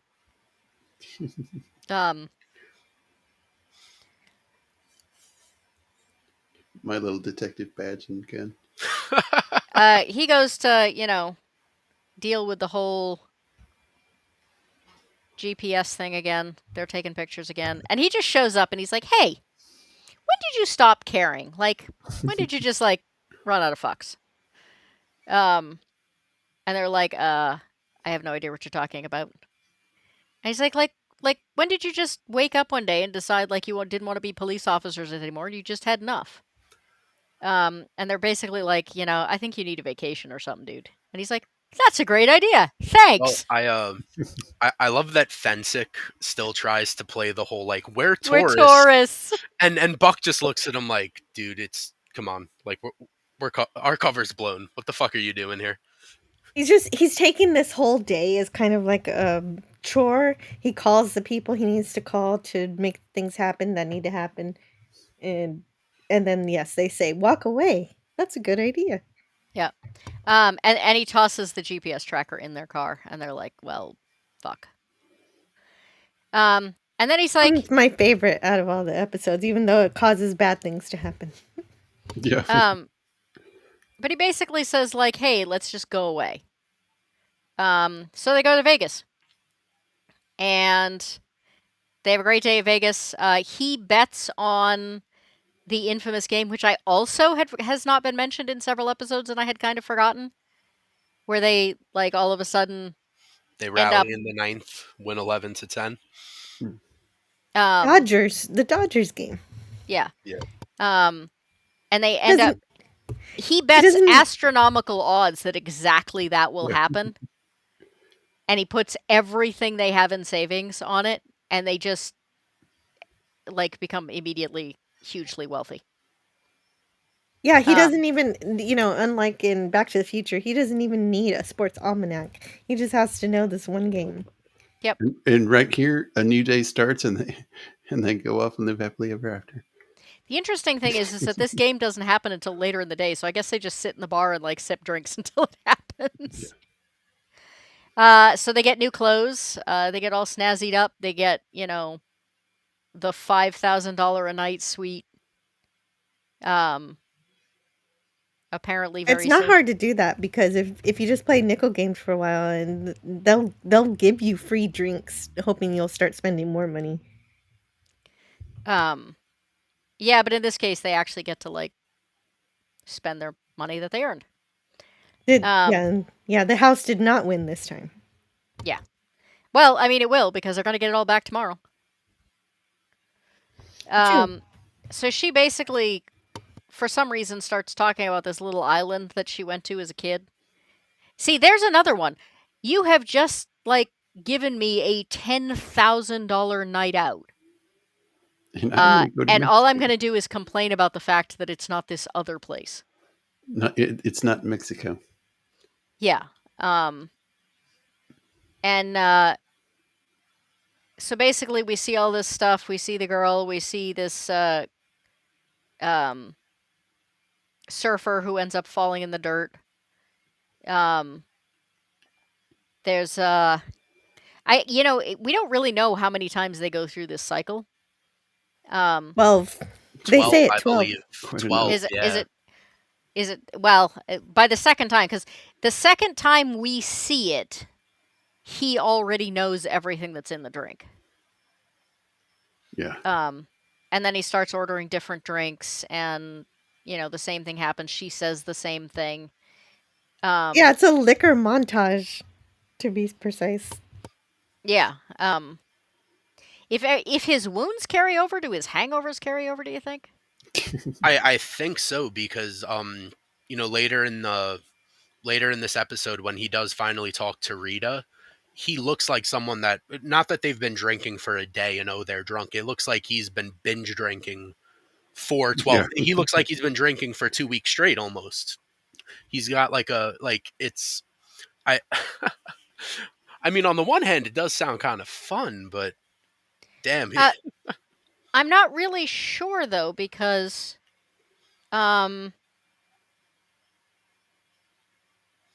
he could just be tired. He's basically like, I'm tired of pretending I'm having fun. So just like pick a different place and we'll go there tomorrow. I mean, And she basically, to do this kind of thing, like go to a place that you went to a lot as a kid, one day is sufficient. I would. I mean, I Jill, did guess it you depends on the add place. something to the scene? I can't. I did, and I shared it on my channel. There's no copyright claim to it, so when we get to that scene with the frisbee, you can play that if you want to. You can ignore it if you don't want to play it. No, that's good. I just need to figure out how to do this without. Bomber on Operation Matterhorn. Sorry, that one sank like a dive bomber out of Operation Matterhorn. Hey, thanks. Yeah, that's how he gets her to believe that he in fact has been like living the same day over and over and over again. So she starts out by saying, like, why are you upset about this? And he says, I'm tired of pretending I'm having fun. And she gets mad about that. Like, Yeah. so this whole time has just been a lie. And he's like, no, it's not a lie. I've done it a bunch. And then she says, like, so you have all these other people that are getting hurt while you're here with me. And he says, yeah, but it doesn't matter because, tomorrow it's just going to be the same thing over and over again, and nothing I do matters. And instead of trying to comfort him, she gets like really, because, I mean, she obviously does not understand what he's trying to say. That, this is really wearing on him. Instead, it's about, you should be happy to be with me, and I'm mad because, like, this somehow is a lie. Even though he never lied to her, he just said, tired of doing the same thing. And then she gets mad because he's letting people get hurt. Which is a little more understandable, especially since, you know, he's the one that told Chad, like, I don't go in guns blazing because it would be wrong. But at the same time, he's basically broken at this point. Yeah. But Um, I'll wait till we get to that point. But so she's mad at him because she's not the center of attention and he didn't, you know, want to be, like, there. It's not that he didn't want to be with her. He didn't want to be there. But it's one Gets of mad those, at him like, for being tired. yeah. I'm just tired. I mean, granted, you know, he does not phrase things terribly well. But again, he's tired. He's tired of having had this conversation over and over again. He's tired of not being able to escape the day. He's tired of this island. He's tired of it all. You know, and he wants it to stop, and he doesn't know how to make it stop, and nothing. He feels like nothing he does matters. And instead of understanding that, because again, remember, as far as she knows, they went to bed last night. They had Chinese food. They had a great night. They woke up. He brought her to this gorgeous place. Showed her a great time, and is now trying to tell her about the fact that he's really tired because he can't escape this loop. So Yeah. it's not like he has been like, she's basically mad because their perfect relationship suddenly isn't perfect. One time in her mind. Yeah. And then he basically says, she's basically pissed, and he says, like, yeah, well, it isn't going to matter because you're not going to remember tomorrow anyway. He definitely is drunk in that. I mean, he's like the way he's looking at the glass. It's like, oh, it's empty. Well, yeah, there was even like at the beginning of the scene where he's like, "Hey, just pick somewhere else. Anywhere else, we'll go there." He has this, like, he's clearly drunk, like, shit-eating grin on his face. Yeah. And then when she looks at him like, "What the hell are you talking about?" Then, you know, everything goes south. But I thought the whole thing was that he was basically drinking every day he's been there, and he's been there for 12 loops, because there's like a quick montage of him trying a bunch of different cocktails. Yeah. But he says, you're not going to remember this tomorrow anyway, and she says, do you want to bet? And somehow she does. He wakes up. Sorry, go ahead. One thing about this, she knows him, sees that there's something different, and turns on him. But that's what I mean, is that this is when you realize that the first day something isn't perfect, she's out. Yeah. I mean, like, Andrea, no matter what happens, is always got Hopper's back. Yeah. And she later on sees that this isn't like you, and tries to remind him who he is, you know, what he stands for.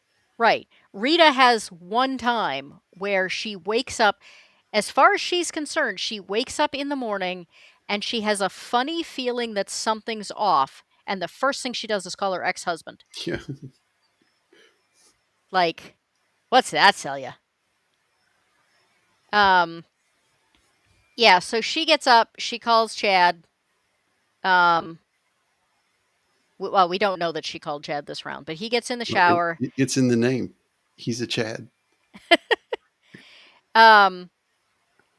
Except this is the point where I really start to think he's not a Chad. He's just a simp. Yeah. Yeah, you do get that, don't you? Except I'm not sure I even consider him a simp, because as far as he's concerned, they're still married. He still thinks of her as his wife. And any guy, he thinks he can win her back. Yeah. Well, because again, he fully believes that the only reason that they're not together anymore is because of Brett. Keep in mind, in every rotation, in the early rotations, he said that he believes that the two of them were sleeping together while he and Brett were partners. And yes, Brett tells him it didn't happen, but once the rotation circles back around again, Chad is back to thinking, which means that everything nice Chad has done, is firmly with the belief that Brett slept with his wife. Yeah.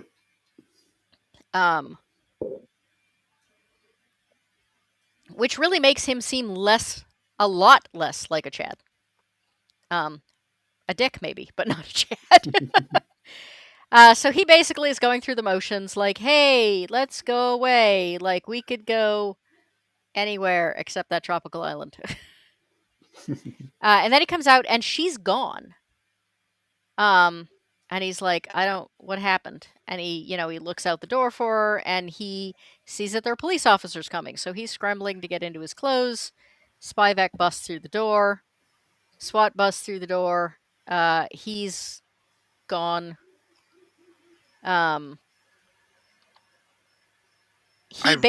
He climbs in the back of Buck's car where he knows Buck will be and basically holds him at gunpoint and says, drive. This is the point where I'm wondering if Brett is just so upset with being in the loop, he's trying to let himself be killed. What made you think that?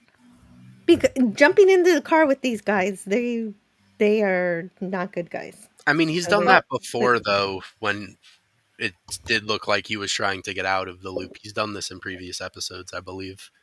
Yeah. Where he just hops in the backseat and he's like, hey, guys. So I don't think he's...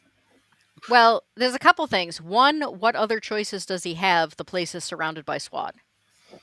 And two, he also knows they can't kill him because they have to frame him, and they can't frame him if he's dead. Yeah. If he shows up, with a bullet in his head, it's a lot harder to convince people that he killed. But then they were going to kill him, and the only thing that saves him is Uncle Nick. Yeah, what's his name? All right. Here's the first time that she takes this call. Because she's with Chad, not with Brett. And Chad knows the guy who's calling. And she says, what's wrong? You got to slow down. You got to calm down. And she tells Chad, it's Billy. He said they found the body. And then on that note, we cut back to Brett escaping the SWAT team. This was kind of some ingenious communication. I think. Is this? Yeah. This is it right here. Buck looks at his partner, runs his thumb along the seatbelt, and because Brett's not wearing a seatbelt because he's been too busy holding the gun on them. And so they crash the car. Oh yeah, this is another scene where they're gonna kill him and they get shot. And there's Hippo. Hippo. I like what he says. He's like, "You got in the car? That was stupid." All right, Hippo saves him, not Uncle Nick, but they're together. Uncle Nick sent Hippo. So he basically shows up on the docks. Uncle Nick basically says, I've had Hippo watching out for you. And what does he say here? It cracked me up. He says, I know 5 people on the force that I still trust, and Hippo's 3 of them. Yep, that was a great line. I do end up with some questions about Hippo later, but we'll get to those. This is why Hippo deserves the candy and not Skinner. Yeah. So they're basically having nutty bar. It's the nutty bar. That's what it is. Yeah. So they have this yet another conversation about, Nick doesn't know that Brett knows a lot of stuff. So I'm trying to remember exactly because they have several conversations moving forward. Does anybody remember which one this one is?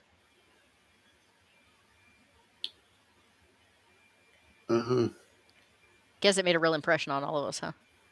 Well, he's not. He doesn't know that Uncle Nick is dirty yet. Hey, no About spoilers. Isabella? This No scene is spoilers. about Isabella, Sorry. her death. Um, I get confused. I watched 5 episodes. Okay. This past week, I've watched from episode 5 to 13.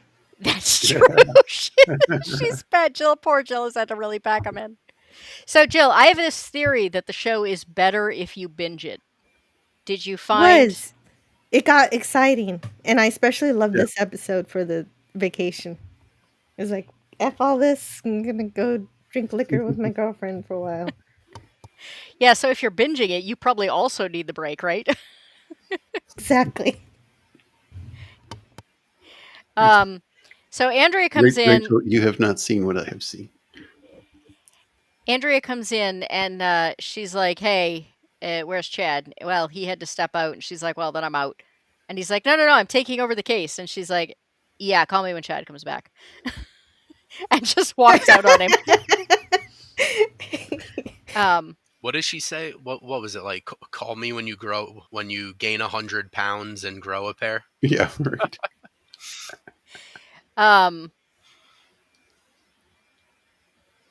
Yeah. So what ego he had has been completely dashed at this point. Then he stalks her because of it. So Chad is in this hotel. We're having more conversations with Uncle Nick about the fact that his father may or may not have been corrupt. And he basically says, like, look, we can get on my boat and we can just go away and forget all this happened. And Brett says, I can't do that. Rachel says Chad is the alpha male of the office. And yeah, so Brett refuses to just cut and run. He's he wants a chance to prove himself. He wants a chance to save everybody. Nick thinks he's an idiot. And I think there's a little bit of an argument over his father because Nick says like, "Hey, listen, I'm trying to help you here. I don't want you to piss your life away like your father did." Yeah.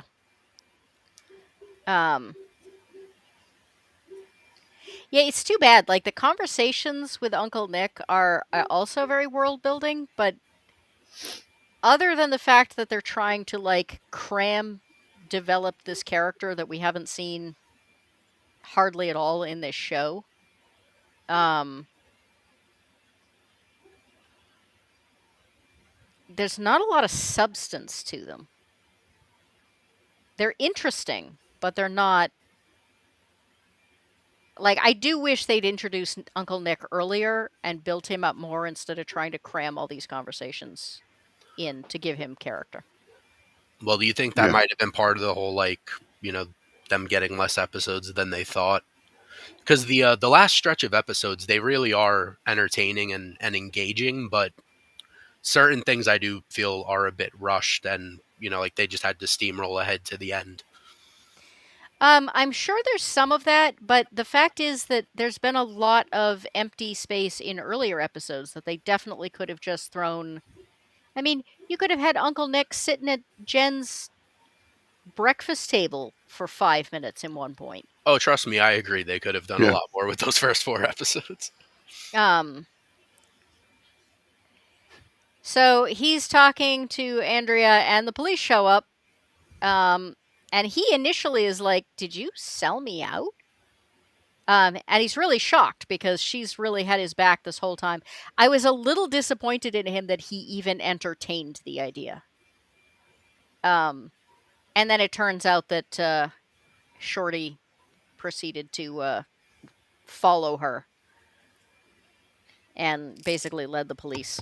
Though I don't know how he got Spivak and Choi to like follow with him. That seems weird. I mean, do you think that was meant to almost be a parallel, like between him and Rita? How, from her eyes, Brett has one bad day and then everything changes. Meanwhile, with Brett and Andrea, he's seen her take a bullet for him she's done a bunch of insane stuff for him, and then the cops pull up and he immediately is like, "Oh, you sold me out." Like they Well, turn on people very quick, both of them, it seems like.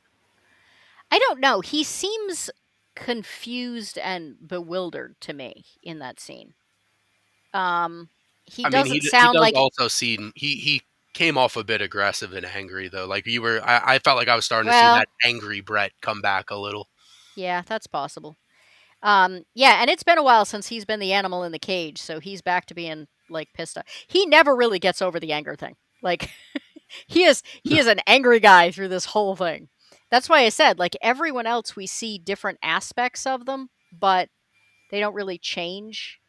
Like you can kind of see the natural transition as we see different aspects of them. Brett never really changes at all. No. Which is weird because he's the one reliving this over and over again. Um, it's not like Groundhog Day where you get to see Bill Murray, become a better human being. Yeah, that's true. Bill Murray had insane character growth. He went from Yeah. an asshole to not so much of an asshole. He went from an asshole to less of an asshole. um, but you can really see the difference in Choi's attitude here, despite the fact that Brett is pacing and stomping and acting like an animal in a cage. Spivak continues to be a dick. He has not had a life-altering encounter with Brett. How do you expect a brick to change without a stone cutter? So he's basically trying to convince them that he is innocent. And it turns out that Chad and Rita are dead. They were found in a hotel and they were shot many, many, many times. So he is now up for their murders because of the suspicion that Rita was meeting her ex-husband in a hotel and that he saw them and killed them. So Rita is no longer an option for His main alibi is dead. yeah. Yeah. And Chad, who has helped him, in other times. And speaking of angry Brett Ah. and animals in cages, See, Rachel to be says, fair, my bad, but to be fair, like I've kind of criticized, Brett being a little too angry and too aggressive in scenes. I get this one though. I like this one. Yeah. I get because Spivak does an amazing job of being an asshole and just wording all of that in a way that just like it. It was one of the few situations where I was like, I get it, Brett. Like, do what you got to do because Spivak just leans into it. He is dirty here. well, that is kind of part of the point, though, because then you can go into into court and say, well, we've proven that he can be violent because he attacked me during interrogation. True. Hanayama says, oh no, Rita has died. What a tragic loss. What's for dinner? Yeah, so I think the general consensus is we feel much worse about Chad dying at this point than Rita. So he's in jail again. Andrea's like, hey, it's real hard to be your friend when you're attacking the investigating officers and making yourself look really guilty. And he's basically just, he never really did get to, like, he never really did recover while he was on vacation, and he's basically still just, done. And now he's charged for 3 murders. Yeah. And he doesn't know why they were at a hotel. Yeah. He knows nothing about the phone call. He doesn't know why they were there. And this is what you were talking about earlier, where she says, like, remember who you are. Like, you can't give up. Like, she says all the things Rita should have said. Yeah. But he's afraid he's going to have to live his whole life seeing Rita die every day again. That's an ongoing fear he has. As much as we don't like her, he still loves her. Well, that's because he never has character growth in this movie. So he tries to prove to them, because she says, like, what else is there? And he says, well, there's the dead guy in the tub. I don't know why he didn't think they would have cleaned it up by now. But they go back to the room, and the proof that they were spying on him is gone. The dead guy in the tub is gone. Like, the whole place has been cleaned. And again, I don't know why he thinks this late in the game it wouldn't have been cleaned up. Maybe he figures because Buck is dead that there wouldn't have been anybody to call it in. Once again, he's in this room. Somebody comes in the middle of the night, and he tries to attack them, and it's Uncle Nick. And Uncle Nick has come with an offer, because it turns out Uncle Nick works for the bad guys. He says, he'd taken the money. Oh, yeah, that was the earlier conversation. He said he couldn't do anything about the crime because he'd taken the money and he wasn't about to go down as a corrupt cop just to take them down. Basically, he admits that they owned him. But Brett thought he'd gotten on a boat and, like, gone out into the middle of the ocean to get away from it all. But instead, Nick comes by with an offer. And basically says, there's a really good lawyer. He'll get your murder too.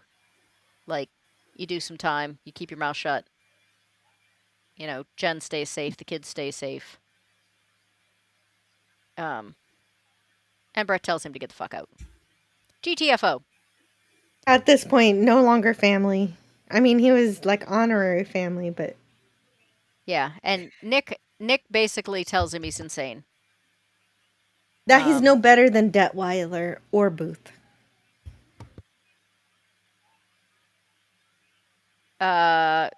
Nick tells Brett that, or Brett tells Nick that? Hopper tells Nick that he's no better than Booth. Yeah, he's no better than them. Because he basically, he's sold his family out. Exactly, but Nick says, I don't have a choice. I have to be sold out because they're going to own you like they do me and your dad and your girlfriend. So yeah, that's the thing, and your girl. And he's like, what do you mean? What do you know about Rita? And he's like, nothing. That's for Rita next is episode. the arch enemy of the Power Rangers, okay? Huh? Rita is the arch enemy of the Power Rangers. That's who she is. Now we're on day 16. This is the Wait, longest. Is Rita repulsive? Because we had a 12-day vacation. So once again, this time we see things more from Rita's point of view. She wakes up. She has a strange feeling. He has his eyes open, but he's kind of like, ugh, I don't want to get out of bed. Tired. So she kind of eases out. We see this conversation again. And we see her call Chad and say, something's wrong. And he immediately says, like, did Brett hurt you? Like, how do I help? And she said, no, it just, like, something's wrong. And he literally is just like, I will drop everything. I will drop my job. I will drop, like, meetings. I will do everything, like, to a woman who divorced me years ago to go screw my best friend. Because he's got pictures of her in his desk. Yeah, I missed that one. I was hoping to land on that one. He opens a desk and, like, there's still a picture of the two of them. And he's not wearing a suit for, like, the only time ever. He actually looks happy for, like, the only time of this whole show. And then he smiles at the picture, and then he kind of drops the file in it. But this is why this was the episode where I was like, does he still wear his wedding ring? Like, when she's not there to notice it. Though it does occur to me that probably the people at work would, make fun of him if he was still wearing a wedding ring for a woman that was now sleeping with his ex-partner. He'd probably never hear the end of it. But I wouldn't be surprised if it's in his pocket all the time. Oh, so he's Gollum. Okay. So then he hears Spivak and he's like, "Hey, what's going on?" And he said, "We're going to Hopper's place to serve a warrant." And he says, "Hang on." And then he's like, "Is he at your place?" And she says, "Yes." And he says, "You got to get out of there." And he tells Spivak, like, he's not at his place, change of plans, like, I'm going with you. Like, I have to get her out of there safely. Oh yeah, this is the candy bar scene, because there's Hippo. Here we go. And this time he knows that she's gone at this point, so he's waiting for her, and he's like, what's going on? And she just says, like, something's different, like, something's off. I'm scared. Like, I'm out. And I still can't believe this. Like, this is basically like you cheated on me in a dream, so I'm angry at you mentality. It's crazy. yeah, like, I had a bad dream, and It's all your fault. this is what I mean, is that, like, the first time she wakes up and she can't identify it, she doesn't know what it is, she just says something feels off about you. Like, I have women's intuition.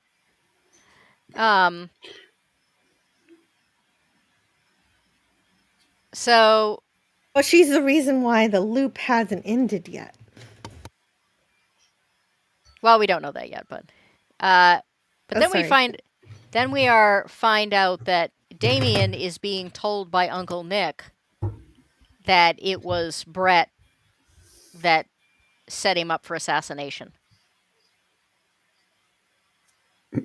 So even though this is a totally different loop and Brett hasn't kicked the crap out of him, we find out that Uncle Nick is already setting him up and trying to turn this guy against him.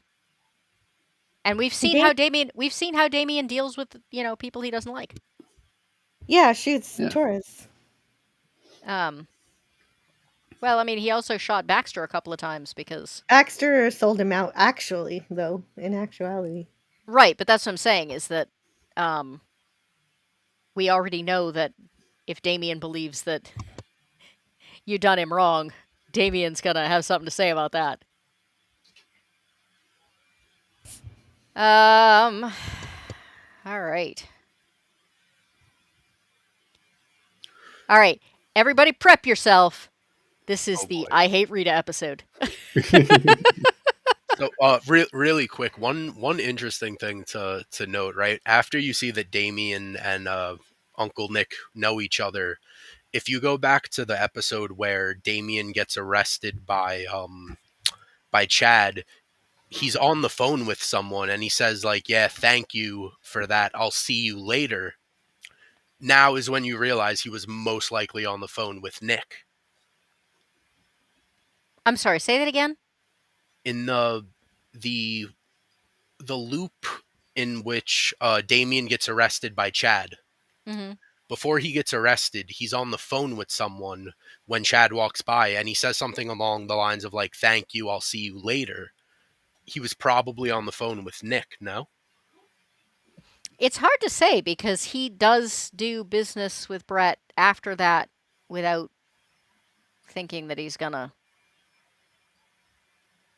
I mean, I don't know. Once I saw them together, I assumed, like, that's who he was talking to. It could have been a random, like, Latin disciple or whatever for whatever it could have been, but I don't know. I made that connection. It could be bullshit. It may be. Like I said, there are so many threads that are wound so tightly that it's very it's very difficult to kind of dig out what's what.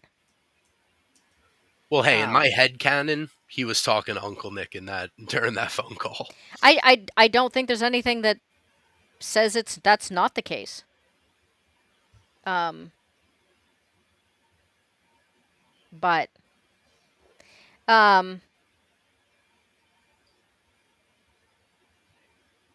Sorry, I'm checking with Darnell to find out if he's going to make it in for the last couple.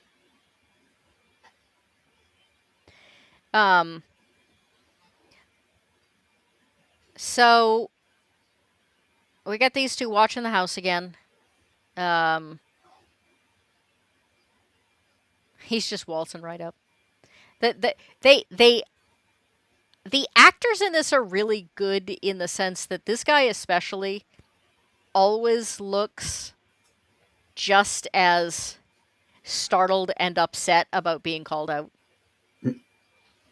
He's like the only one I don't remember seeing in anything else, and and Andrea. But I feel bad about it because I thought for a very tertiary part, I thought he did a pretty good job. I mean, yeah, dude, I think the acting all around is probably the strongest part of the show. Oh yeah.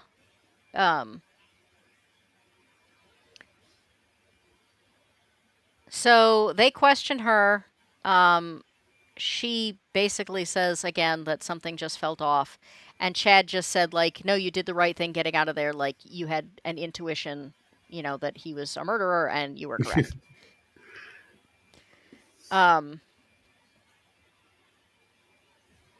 He sees the two of them together.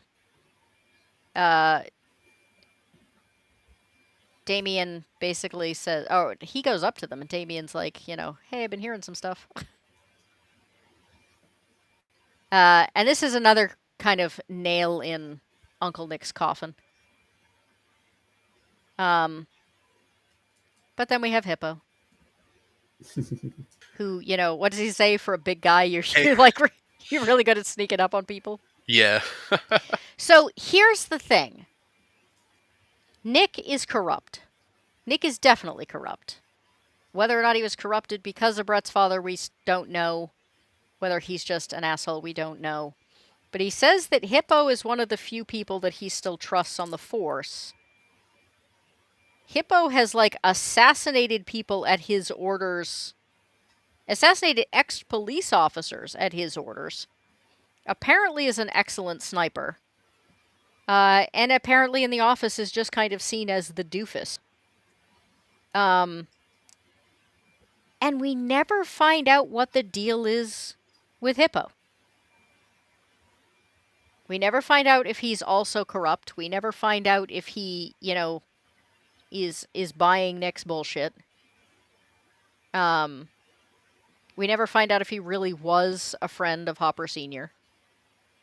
And he never says very much. He just kind of shows up and shoots people when he's asked to. Yeah, he's just a big guy who saves Brett every once in a while. And eats people's candy. Yeah, he's like the ex machina of the show.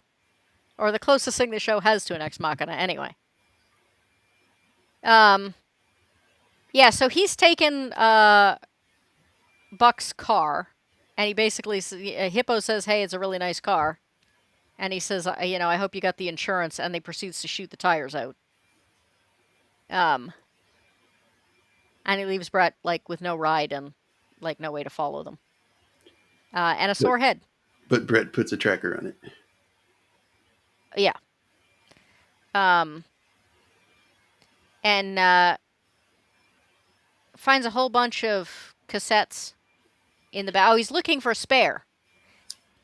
And he finds this cassette that says Shelton 2002. And we are now getting the call in the police station. Again, this is a little bit, the time is off on this because Brett stopped and confronted her. And now they're already in so she can be questioned. So Chad says, we can't go now because it's going to look suspicious if you suddenly turn around and leave. We'll deal with it after you've gone in.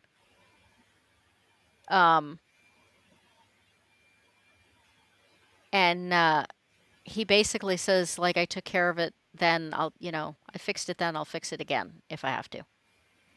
And then we see her car being pulled over by Buck. She's got a tail light out. And and we never do find out why he took her out of the car. But was it a busted tail light? I think it was a busted tail light. That was Right, the but reason for the stop. yes, But but that wasn't the they don't actual. usually make you get out of the car for a busted taillight. They True. just write you a ticket and they say fix it. And then for whatever reason, he tells her to open the trunk. And when she opens the trunk, he pulls a gun on her. And we're not supposed to say whatever reason right now, right? Correct. But yeah, definitely had something in the trunk she shouldn't have had. Yep. Something. Ooh. She's a coyote. That's what it is. It's a road runner. Beep, beep.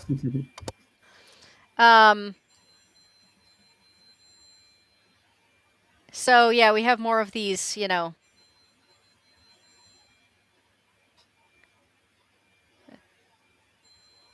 somebody has a phone call.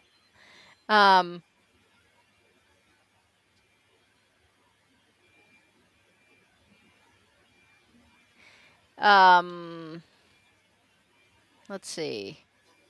I've forgotten what's going on. Oh, he's following Uncle Nick.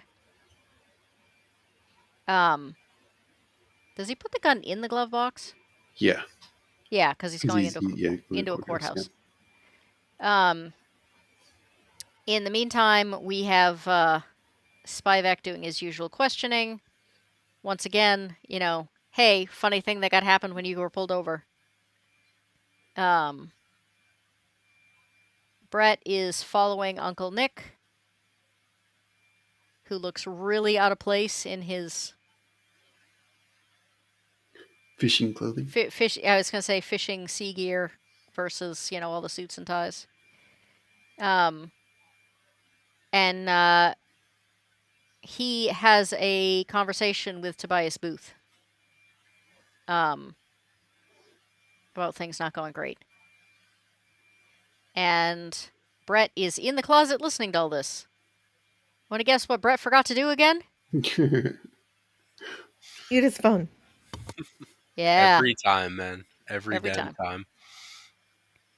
Yeah. He changes so little of his behavior in we got to be up to what? 5 weeks now? That not only has he not managed to deal with his temper issues, he can't remember to mute the damn phone. So he goes busting out, takes off, blends into the crowd, walks away. And I forget. That was where he learns that Nick was gonna give up Damien to Booth, right? I mean, it's very apparent Nick will give up anybody at this point. Yeah. No, but I'm saying that's when his own Brett finds grandmother out, right? What is he looking at here? I can't remember. He knocks into the bus lady, I believe. Margot? That's right. He says Margot. And she's like, what? I don't know you. From the beginning, I thought she would have something to do with it. Hanayama, don't disrespect the Looney Tunes like that. Come on. What did they ever do to you? Bugs was pretty smart. Yeah. Maybe Sylvester. So he basically is like, don't go to a motel, don't go to a motel, and they're like, at a motel. Yeah.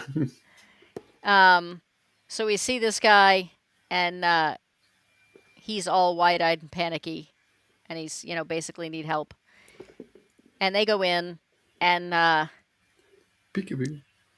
Chad looks real unhappy but not surprised. Andrea really is kind of the unsung. Like, Brett is the protagonist in this, but she's the one who does, like, all the legwork through this whole thing. Mm-hmm. Whoa. It just made me realize Brett is Harry Potter and Andrea is Hermione. Well, she's more like a Hufflepuff, though. She's doing all his grunt labor for him. True. So, yes, he wants to know what it is that they have on Rita. And it turns out that she was stopped by a car. There's, like, basically no information. But then she was called back in for a missing persons report. And And then we come back to this shot of Chad and her in the hotel room with our buddy here, who we haven't seen in a little bit. Um, does that make Chad run? Um, I think Chad is like what's his name? The blonde idiot asshole kid who actually turns out not to be all that bad. Malfoy. Yeah. Or maybe Snape. I don't know. Malfoy's probably closer. But he basically says, you know, we need something from you. And Chad says, no, absolutely not. You know, the deal was between you and I. She's no part of this. And he said, well, you know, deals also are held by the person who benefits them as well as the person who makes them. And he said, you know, they didn't find the body, they helped us bury the body. And he throws a flashlight on the bed. He says, you know, talking about, oh, things might turn up. And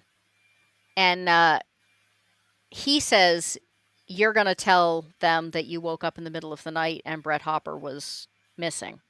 And she said, I can't do that. And he's like, oh, yeah, you can. And Chad says, oh, no, she can't. She's already given her statement. And he says, well, that's kind of a problem, isn't it? So now we know what they said that got them killed. I'm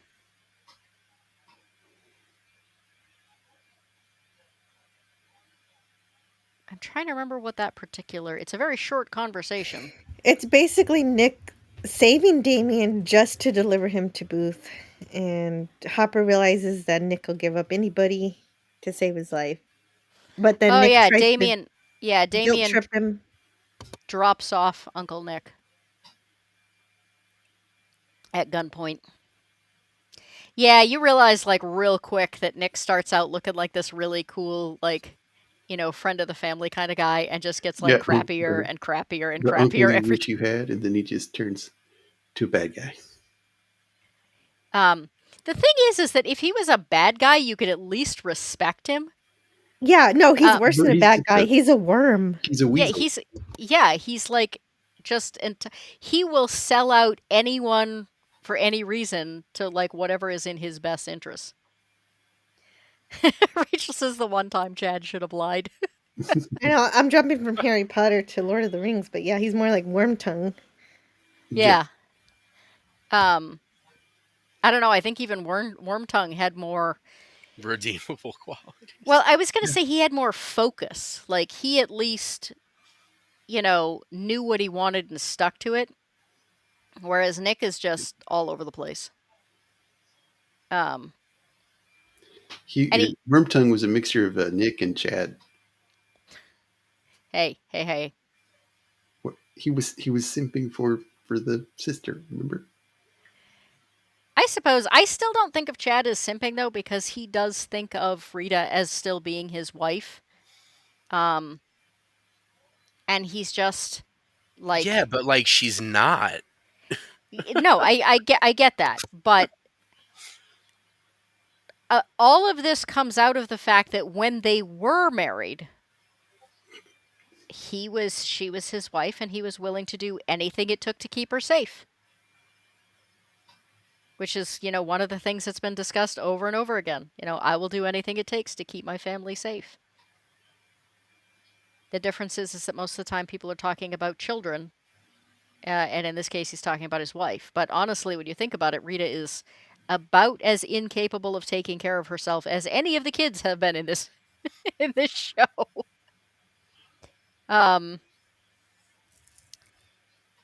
So he really wants to shoot Uncle Nick, but he can't because he's not that kind of guy. I mean, he couldn't even blow up a bunch of skinheads with a grenade. So he basically throws him on the ground and leaves him, and takes off.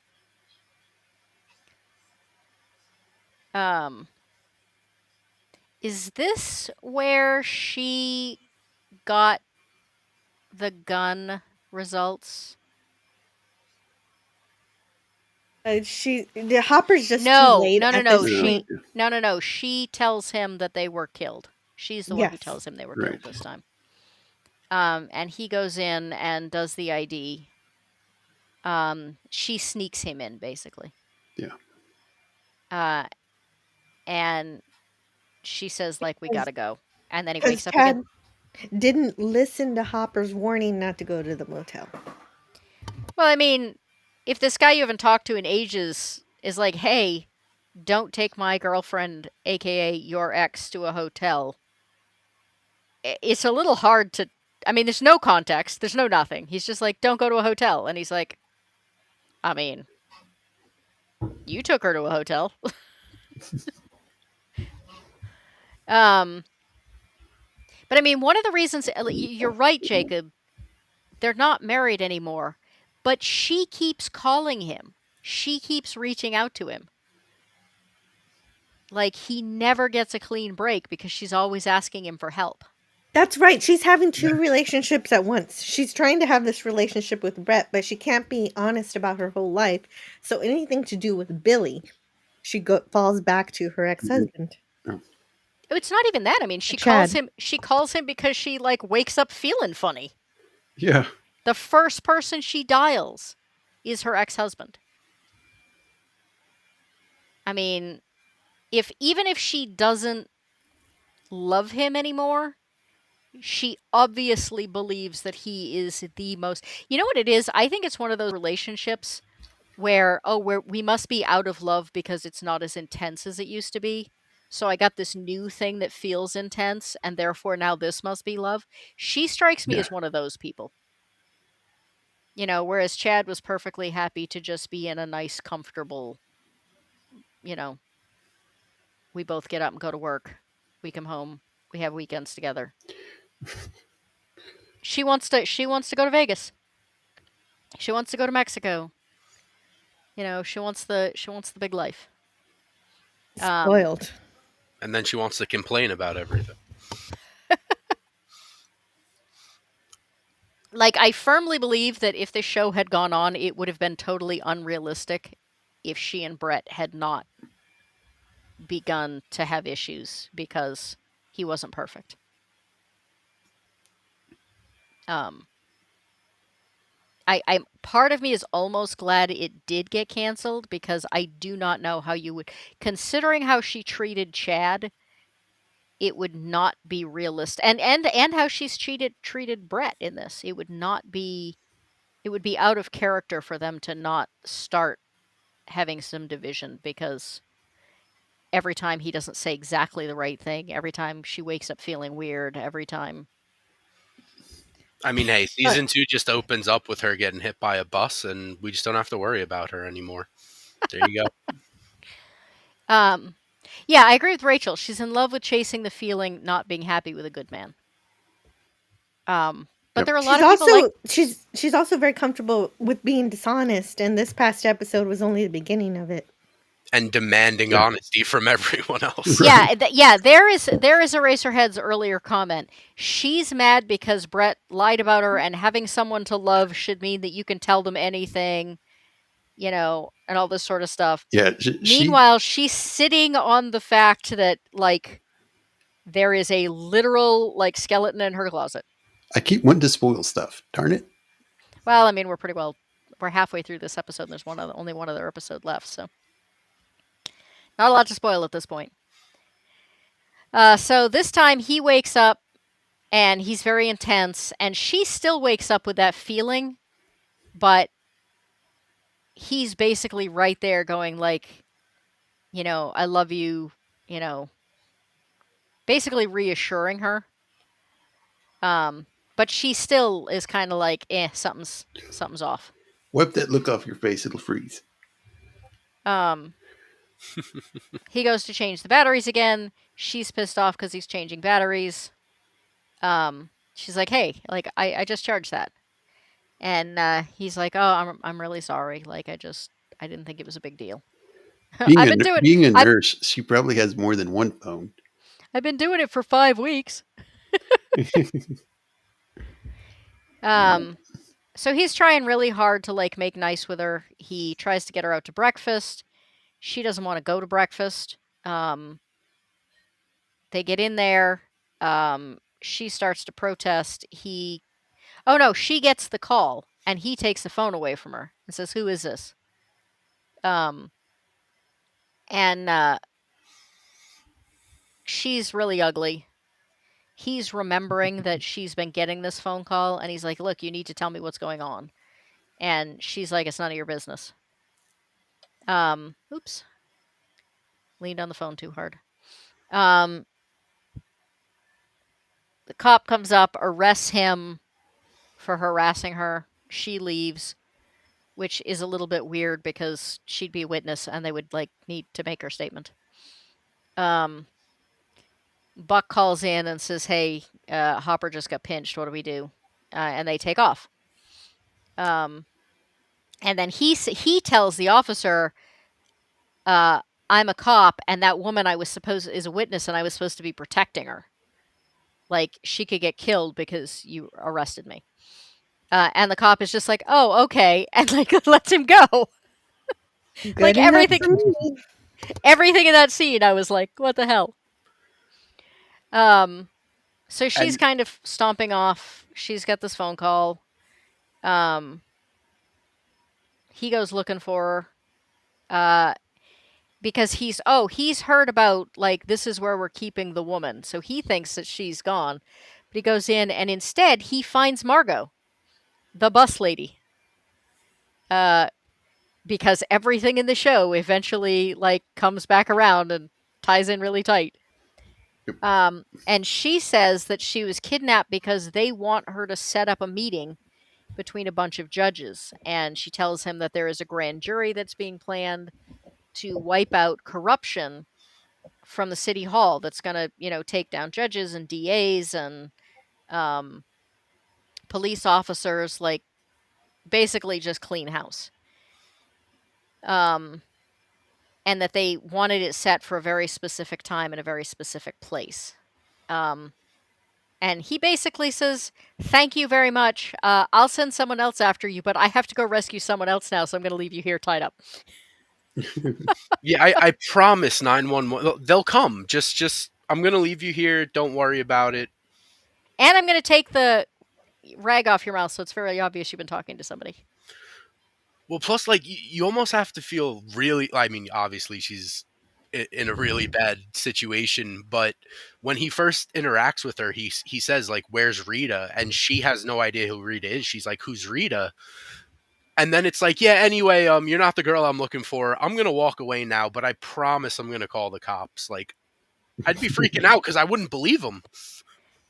Sorry, But what I need from you is the warrant.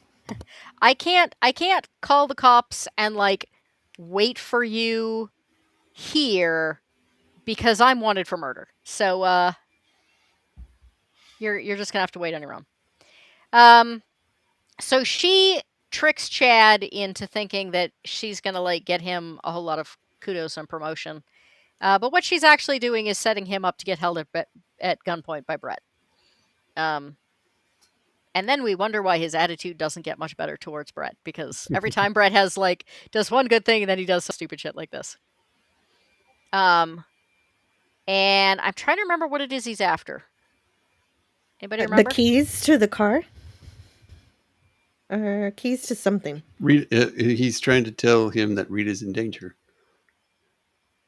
Oh, yeah, because just saying don't go to a motel didn't help. And Chad's like, "Oh, yeah. What, are you going to hurt her?" No. But that's Hopper asks, what's Rita's secret?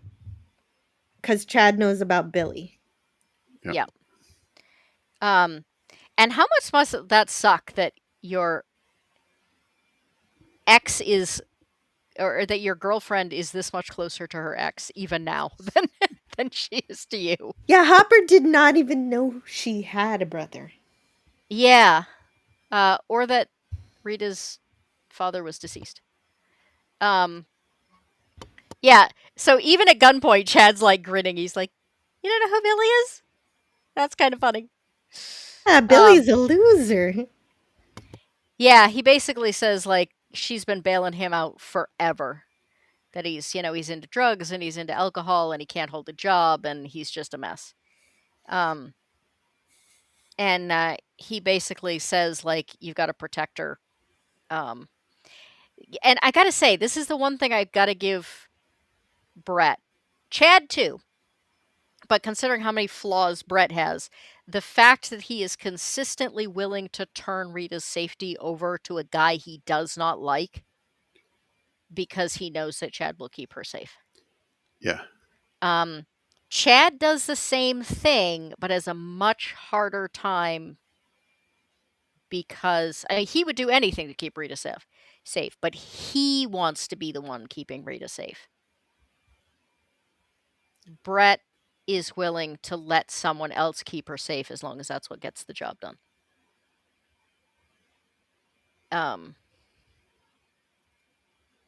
So I got to give him that. I got to give Brett that much credit. And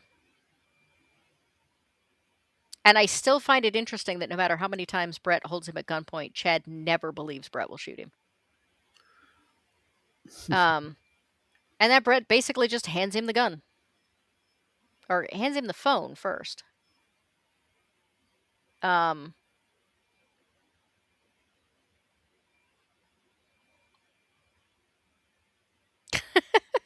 He looks so pissed off in this one.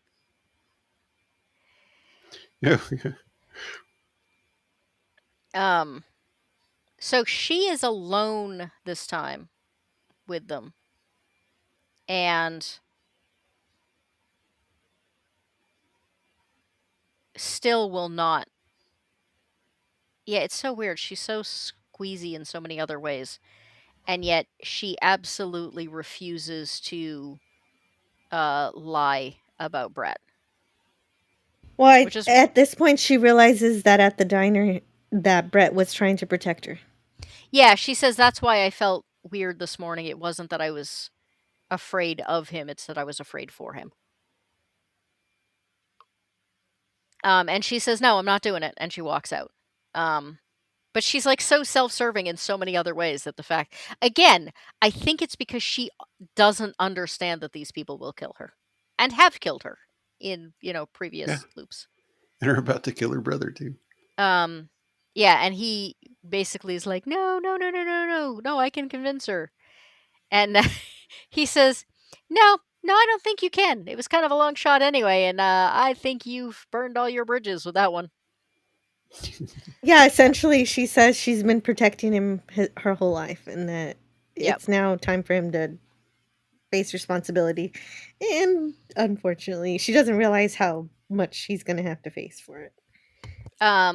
So Brett and Chad bust in, and Billy is still alive. I've never quite understood why. Well, they stopped what's his name from killing him. Did they? Yeah. Okay, I didn't remember. I thought for some weird reason they left him alive. Yeah, they kicked the door down and put like 2 in Detweiler's chest right as he's about to shoot Billy. Oh, that's right. He calls someone else to go get Rita. That's what. At this part too, she just came from this guy trying to blackmail her, and this car swerves in front of her. She's like, "What's you crazy? Are you crazy? Nah, you're just stupid." So then we have another shootout because they somehow managed to also make it to the scene in time. I'm a little uncertain how time worked on that one, but unless, she was driving the speed limit and they absolutely were not. That's the believable. guy was about to shoot her, and then they just in the nick of time ran over him. Oh, I hope yeah. So then, get this shot of Chad. We have this this shootout. They're working side by side, shoulder to shoulder. Everything's come to an end, and then Chad's like, "Yeah, so I have to arrest him now."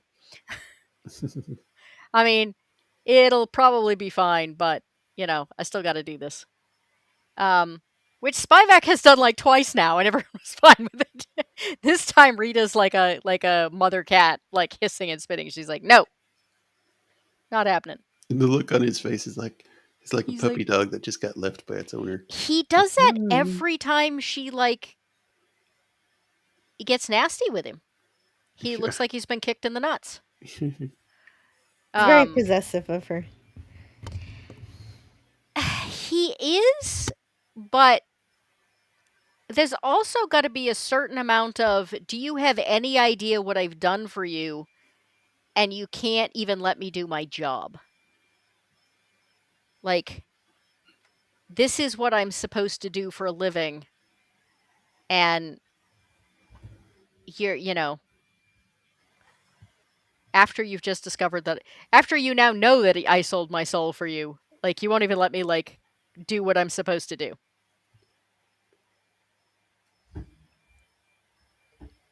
Um, but he lets her go.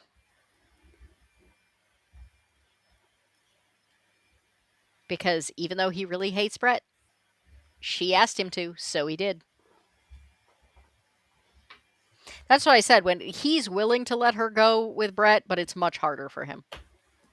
Yeah. Rachel says I can fix him. But that's a good point. Remember I kept saying, like, his comment was, that's the reason she ended up with you. She needed projects. And he said, is that why she married you? And he said, no, that's why it didn't work out. I was okay. Because he knows he's not anymore. So this is the whole, I'm so sorry, I should have told you, I should have been honest with you. But it's really your fault because you loved your father so much and talked about him so much, like, how could I have told you what happened to mine? And Brett initially thinks, so it turns out that their father used to beat Billy. And one day he called really scared and she went over and he had beaten Billy almost to death. And he said, so Billy fought back, and she said, no, I did. So this entire thing happens with Brett getting framed and with Chad selling his soul because Rita murdered a guy. She And said, that's I Well, didn't realize it would kill him. I didn't think I hit him that hard. yeah, she hits him in the back of the head with a flashlight, which is why Detweiler threw the flashlight on the bed. But the whole thing bothers me because she says that, like, they panic because Billy had been arrested before or whatever, and it would have been his third strike. They were afraid that yeah, they so were going to go to jail, so they stuffed their dad in the back of the trunk and drove off. But my point is, if the father had beaten Billy half to death, he'd have he'd have the bruises. Like mhm. like if all they had to do is go to the police and they would have been cleared so quickly. They And she stuffed calls, their dead father in a trunk and drove off instead because that was somehow better. When which, all you had to do was show your brother and show that he's covered in bruises, half bleeding to death, and be like, hey, I had to stop this. You would have walked free. It would have been nothing. Instead, especially you ruined every man in your life because of it. I hate Rita. especially since if she had called Chad after she clubbed him over the head instead of after she got caught with a body in the trunk, he probably could have made sure she didn't do any jail time a legal way. I mean, he was already a D2 at that point. He already had status and pull and knew people. I mean, I assume the implication is that Billy was, like, on drugs, so even if she got off, on self-defense, like, he probably still would have done time. But that's once again her, like, covering up for him and selling out basically everyone else in her life. Um, so And then doesn't go to jail at the end. nothing happens to her at all. She gets the guy. She still has her lovely house. There are no consequences for what happened. Everyone's just distracted by major corruption in the city. I mean, I don't know for certain that she wouldn't have at least done some jail time until the self-defense charges, like, came up. It probably would have had consequences. But holy crap, did it have consequences for Chad? And then later on, Brett.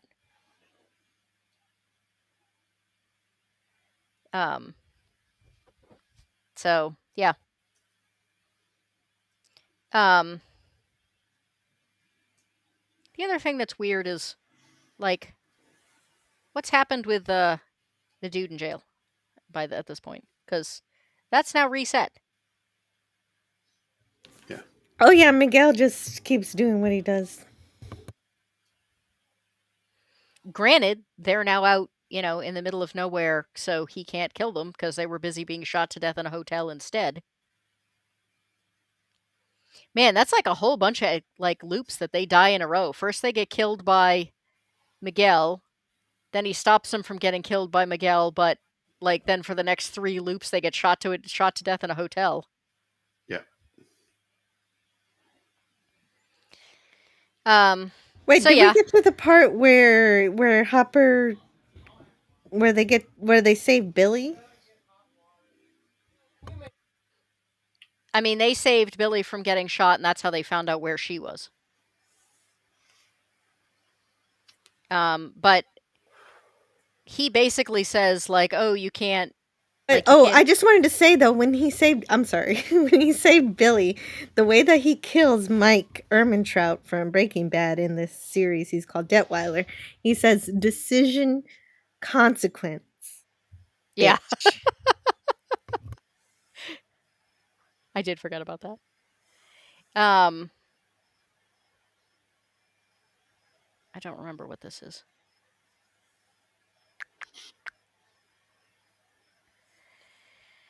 Was that the attorney? The big attorney guy? Yeah, they're basically like, he's basically trying to convince somebody else that, no, we can fix this. Another one of the drone shots that took up so much of the budget from this Yes. from the show. So he's hanging out, like, just waiting. And we see the lawyer that, was supposed to be Brett's lawyer twice, who encouraged him to get a publicist. I can talk. And he's initially, it's just sort of like, lawyer, I'm about to be in trouble with a big client, kind of talk. And then it becomes very clear that he is in fact the one running Yes. Tobias. He is the big cheese. That he has been the mystery guy behind this the whole time. So Tobias was in fact the one that like had this girl murdered, but he's been owned by this guy just as much as, anybody else has been.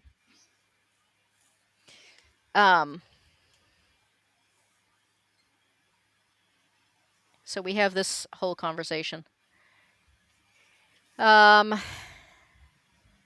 Brett meets up with Margot, who apparently is grateful to him and not mad that he left her. And she can't get the information, but she can get the subpoena list. And they go down through the subpoena list. Spivak is on it. The DA was on it. I'm trying to remember if there's anybody else on it. Oh, Damien is on it. I feel like there's somebody else too, but I can't remember who it is. And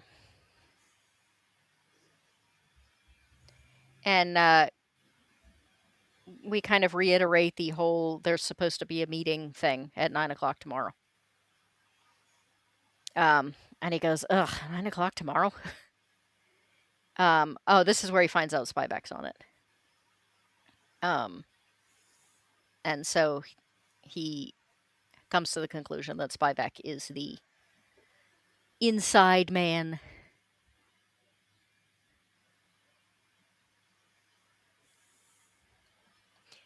Did anybody else realize that couldn't be true? What now? Did anybody else realize that could not be true? Oops. hang on a second. That what could not be true.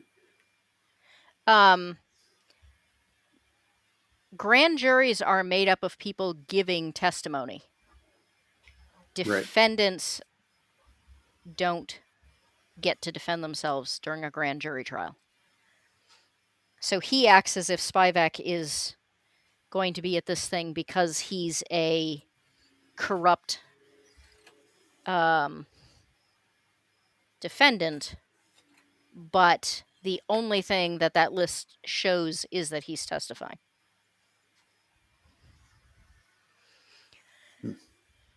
No, I guess it didn't click. Well, the thing is that grand juries tend to be different in television than they are like in all actuality. So I wasn't totally certain if this was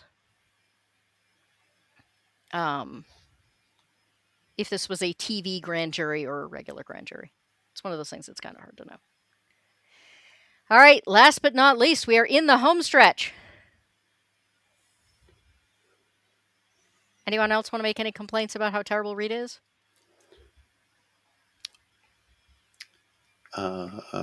She's bad. Bad. Eraser, what was your comment about Sophie?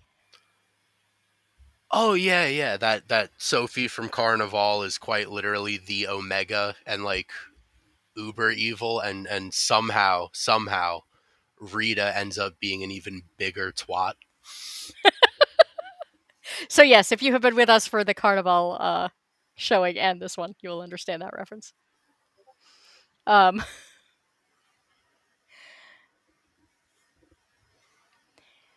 right. Let's see. I didn't let this one go forward far enough.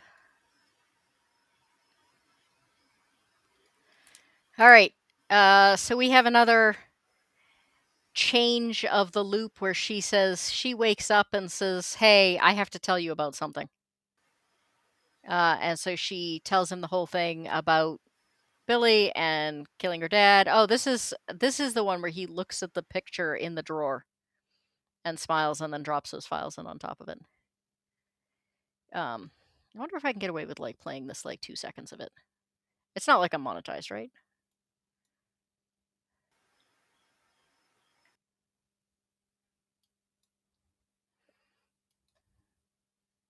And I had it sped up, so.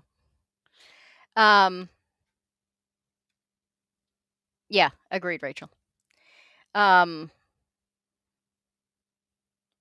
So he basically says, look, I should have given you... Yeah, he basically blames himself. I should have given you more reason to trust me. Yeah. I just the thought of she had her father's dead body in the trunk. Mm-hmm. And she gets mad at him for being accused of murder. And she gets mad at him for not telling her stuff. Yeah. Like, sorry, I was running from the law all day. I'm sorry I forgot to call you. Oh, you forgot to tell me you killed a guy? Your father? And put him in the trunk? So he basically, like, says, oh, no, it's fine, baby. Like, I get that you killed a guy, but, it's okay.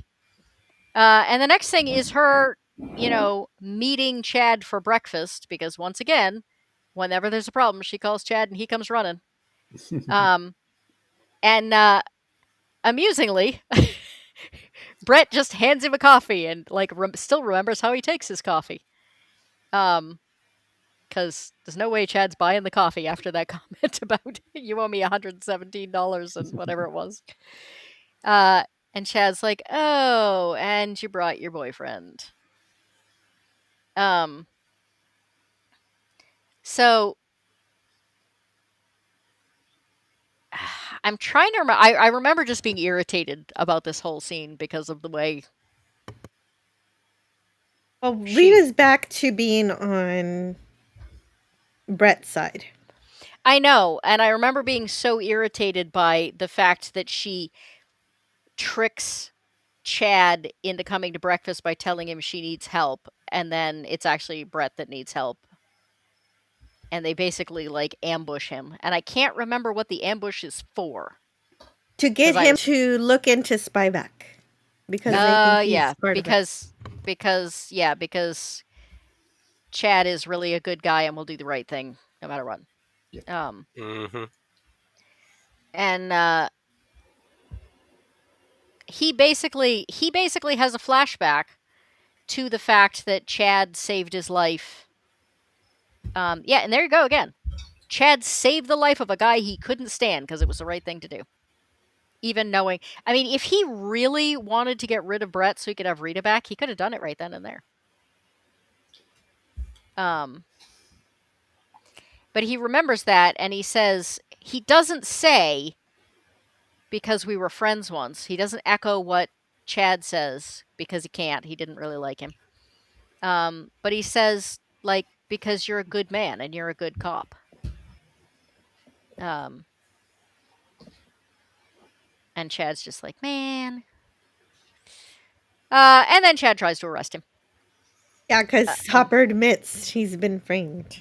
Yeah, right at the end of the conversation, he's like, by the way, I'm also, being framed for murder. Yeah. I know I just gave you a list of stuff to go do for me, but, by the way. Yeah. By the way, I'm a wanted criminal. And this is where the car accident would have taken place. And he basically says, like, you have to let me stop that bus. He doesn't trust that Chad won't shoot him. Because, I mean, Chad, I think if Brett had held a gun on Chad, Chad would have just walked away and been like, no, I'm going to go do this. Because he knows Brett won't shoot him. Brett does not want to walk away from Chad doesn't want to upset Rita. Right, which might be the only reason he doesn't shoot him. But he basically runs out, stops the bus. Rita's still getting between the gun and Hopper. And Hopper's trying to say, this guy is going to have a stroke.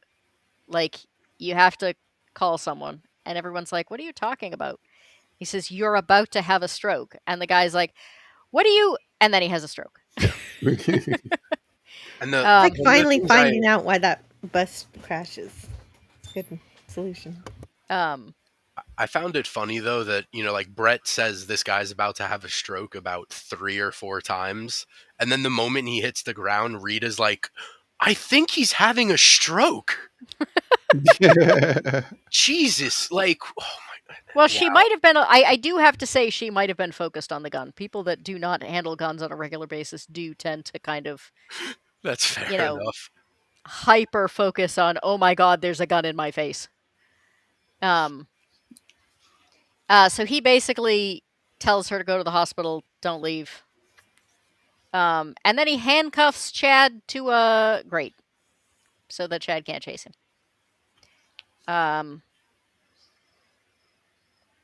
And we have Margot, we have Nitzberg. This was so funny. I love this because in an earlier episode when Brett is writing down all the things he can remember, he writes down the name Nitzberg, and Rita is reading off his index card or notepad, whatever he's got, and she reads Nitzberg, and he goes, yeah, it's a name I'm using for undercover. And she looks at him and goes, you don't look like a Nitzberg, right? Meaning like that. And then we find out that Nitzberg is actually a black dude. Yeah, who looks very much like him, except in different clothes. Yeah, she's like, you don't look like a Nitzberg. He does, apparently. I was trying to remember if he spelled it right when he wrote it down. I don't know why. I was just interested in that. So yeah, he basically, says, we had this anti-corruption thing going on. It was supposed to be a secret. Garcia was supposed to testify. He was killed. And one of the reasons he doesn't believe that Brett did this is that it was too coincidental that some guy, just randomly decided to. Though, I mean, the general consensus, Spivak has believed that it was a hit, so. Well, one of the things I like here, too, is that when Brett first meets with Nitzberg here, Nitzberg is convinced he's one of, like, Detweiler's goons, and he doesn't want to work with him at all. It takes Brett, like, a couple of minutes of convincing him to be like, dude, like, I'm on your side here. I actually just shot him yesterday.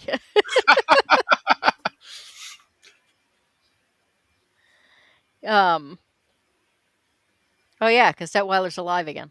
I forgot about that. Um. Yeah, and he just walks into the station and he's like, walks up to Chris and is like, "I surrender." We're Something getting he has. some good points in the chat. I think the writer had a stroke during this. I don't know. I thought the writer did a pretty good job. I just think so. He did. They Yeah. did a very good job of writing some despicable characters. Um, and Jen's there. Um, they basically have apparently set this up because he arrests him, walks him through everything, and then takes the handcuffs off him. Immediately lets him go. And specifically lets him go in with the witness that identified him in the first place. Well, because it's all based on the fact that Brett is telling Choi that Nitzberg is backing him and basically vouching for him in this situation, right? Mm-hmm. Like Well, that's the only reason this is kind of happening. Plus, maybe like the whole subconscious previous loops thing. yeah. But in terms of like And evidence Jen that would hold up, it's that like, hey, Nitzberg vouched for this to happen. and but yeah, this whole thing has been set up. Like he's in on it, Andrea's in on it, Jen's in on it. Basically everyone except Spivak. So she's basically freaking out because, and Andrea just walks away. Don't touch my bobblehead. Sorry. Yeah. You didn't say it nasally enough. So he's after information. He leaves as soon as Chad gets there, and Chad goes in and says, "What was that guy after?" So she's in the room alone with Brett, who is giving her the stare. And he basically starts to first of all he talks about Tobias killing this girl, and she says, "Oh, he would never do that." Isabella, the Selena fan. Yeah, Tobias would never do that. Spivak walks in on them interrogating, watching this interrogation. Well, I think the first thing he starts off with is just really simple questions like, "Hey, if you saw me shoot your husband, Well, what hand did I have the gun? Like, was it in my left or my right hand? What door did I leave through?" And she can't answer any of it at all. yeah. But then he goes on about how the worst part about an autopsy on a pregnant woman is that they have to do a separate Yeah. autopsy on the baby. That would be rough. And she denies it. She says, no, Tobias would never do that. And that's when he goes, "Oh, you were not roped into this like everybody else. Like, you're sleeping with him. Like, you were having an affair." And she's just like, "I'm not listening to this." But he keeps kind of going at her. And, asks her all these questions about what happened and, why she did this and why, hers. And then she basically says he was weak. And this is just as Spivak's getting ready to shut this down. Yeah, And he was goes, weak and he got what he deserved. "Yeah." And they both are like, "Did she just say what I think she just said?" Both those expressions are great. And just like that, nothing Spivak says, nothing she says will be admissible in the courtroom. Well, no, he says that right before she admits to it. He's saying like her original testimony would now be, I think, tainted, and then like 5 seconds later she basically just outs herself. So Yeah. it's like, well, her original statement is now, tarnished, but she basically just confessed. So, haha. Yeah. And she basically says, you have no idea what I struggled, what I fought, like all the things I did in order to make sure that he was in power. And he was weak and he was going to throw it all away, by testifying. Spivak looks horrified. Um, Oh, and Troy says to call Booth, and here we are. um,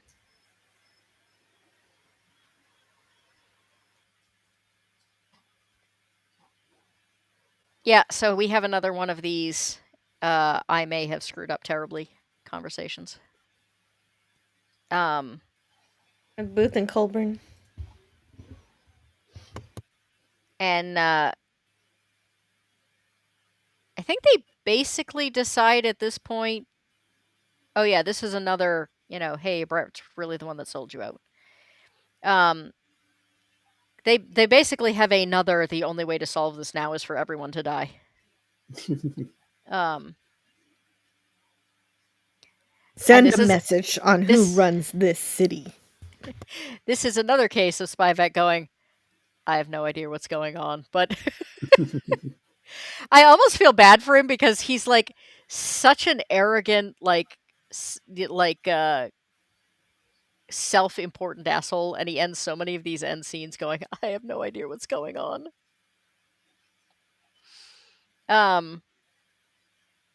So yeah, he's like, well, I guess I was wrong. We're definitely like not gonna be pressing charges based on all that. I'm trying to remember what the rest of this conversation is. Something about Nick, probably. Yeah. I don't think he ever has that. He has that conversation with Choi, not because Choi asks him what it is, why he hates the old man so much. Well, no, I think Spivak and Brett do have a conversation where he says, what was your problem? And he says that, Nick was my partner and your dad basically ruined him or corrupted him. They do have that conversation at some point. Do they? I don't remember that. I thought he just had it with Troy. So anyway, as they're leaving, she hands him a file that she basically swiped off a desk that has faked prints.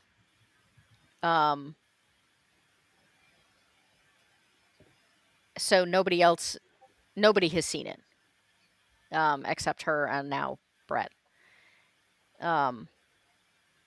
And he gets a phone call. This is basically an attaboy.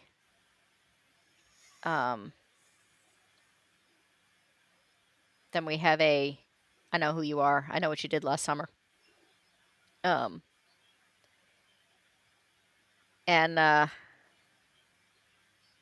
basically, just makes Booth very nervous. I don't remember why this goes on for quite so long. Does anybody else? Because I think Booth throws a dig at Brett's father. Like it's something about Brett's father which leads him to then talk to Jennifer in this scene where he says, tell me everything you know about the night. Oh, that's right. That Dad died. Yeah, he says you're going to end up with your father, and just like him, you're never going to see it coming. Basically telling him that his dad didn't end himself, but was killed. Yep. He's heading out. He gets a phone call. It's this is the call from Chad, right? Yeah, this is the call from Chad. Chad says, "Hey, good job beating the rap. Especially with the fingerprints on the gun. I really thought they had you, but good job." And Brett says, "Wait, what?" And then Damien holds him at gunpoint because Damien still thinks that he sold him out. And then we get these weird flashes, and then he wakes up with a really bad headache where somebody smacked him on the head. He gets up. He's still in the garage. He's still alive. Nobody's killed him yet. And he's getting a call from Rita, who's upset because he didn't come home all night. And she called Chad. Yeah, that's probably true. She called Chad. She called Chad first. She's like, "Have you seen Hopper?" So he runs up, and it's daylight, and he has made it to tomorrow.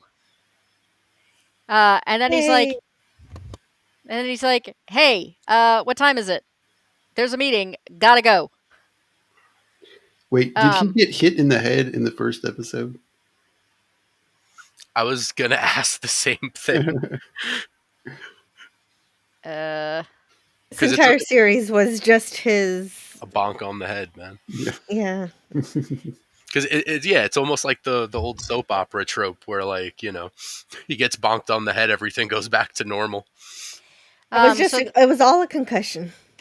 So this is where Chad gets called in and is informed that it's time to pay off his debt, and he needs to kill Brett and Rita. And he's like, no. And they're like, oh yeah, you will, because you know what the consequences are otherwise. And if Rita makes him look like he's been kicked in the nuts, right here he looks like they've been removed forcibly. Well, yeah, you're right. Well, this is another case where Detweiler's saying, kill them all, kill everybody. Yep.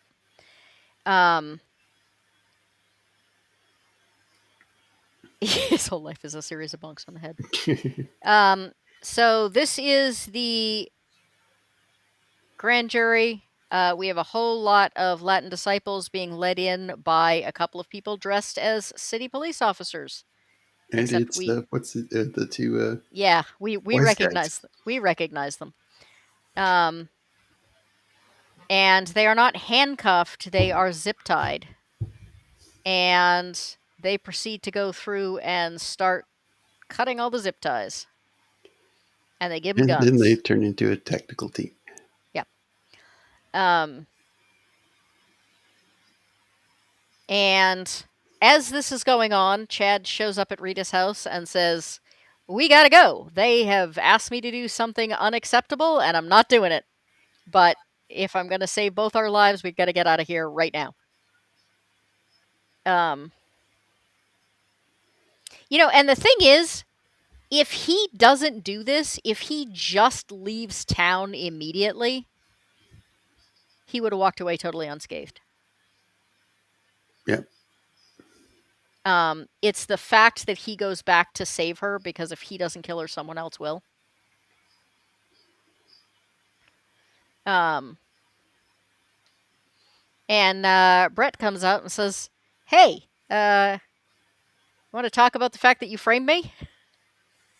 And he said, I figured it out because Andrea got to the paperwork before anyone would have seen it except the person who put it there.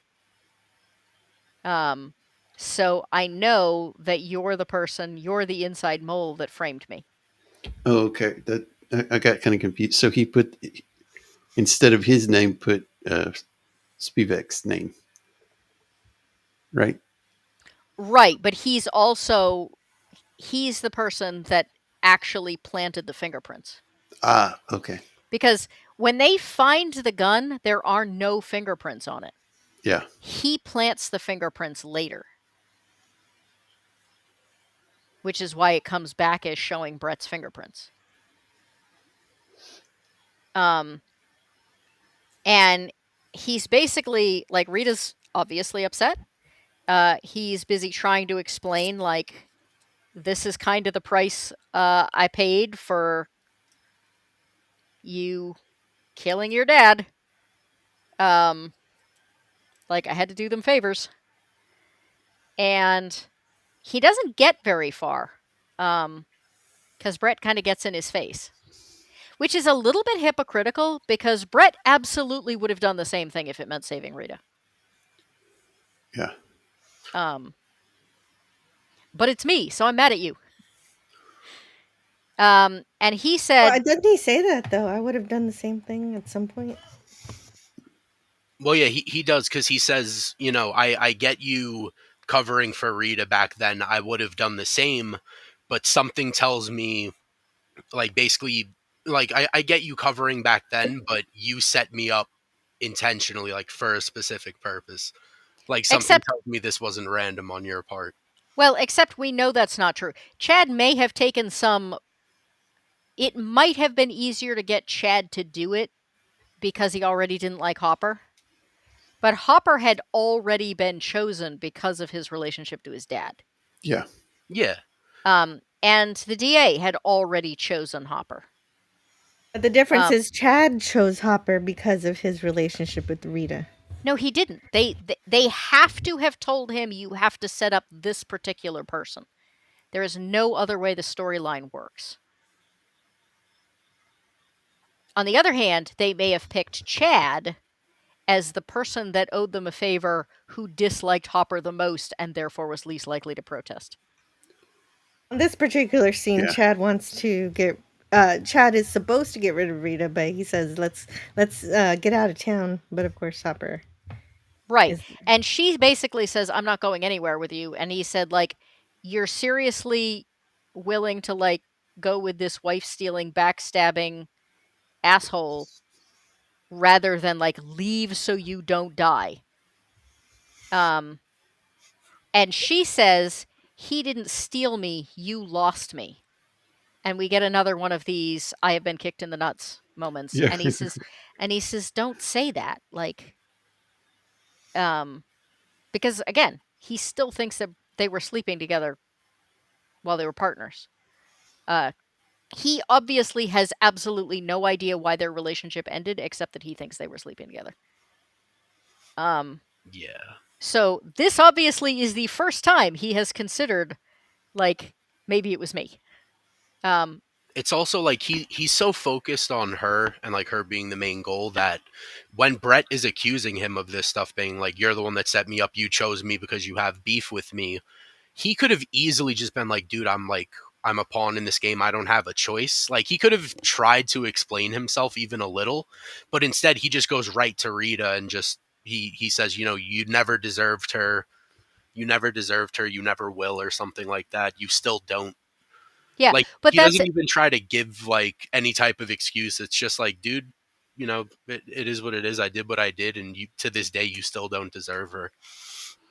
yeah, and that's kind of the thing, is that if you think about it externally, it makes perfect sense for him to have done what he did.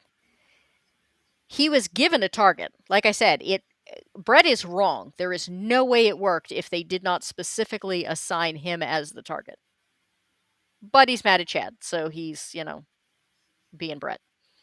And Chad, again, Chad has been carrying. We didn't know until this point that Chad, in fact, has been carrying around just as much stress as Brett has. He's been carrying around. I mean, the scene where Hopper takes him hostage and does the whole thing about, I've seen Rita die 3 times. Like, what happens if she dies? And the look on his face, which is kind of weird at the same time, but like, you're like, oh, he's empathizing. If you go back and watch it after you know that he did this, and it suddenly occurs to him that he may have done this to save Rita and she dies anyway, like, that expression on his face makes so much more sense. That's why I said there's so many things that when you go back once you know everything and you're like, oh, like now I see this whole thing in a whole different way. But yeah, he does not defend himself well here because he has been carrying around just as much stress as Brett has, worrying about Rita, worrying about if things don't go right, they might kill her, they Yep. might kill me.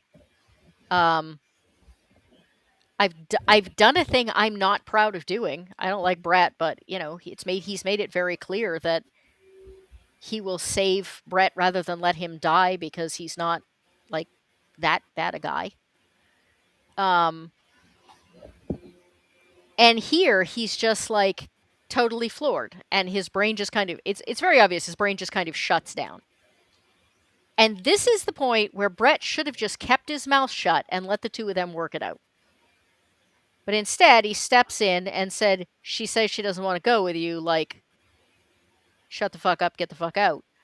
And Chad just snaps. Yeah. And like everything he's been carrying around the whole time he thought they were sleeping together, the whole time, he's had to watch them together, the whole time he's been worrying about whether or not Rita's going to die because of something he did or didn't do. Yeah, brain.x has stopped working. And there's a fist fight. And we have seen them fight before.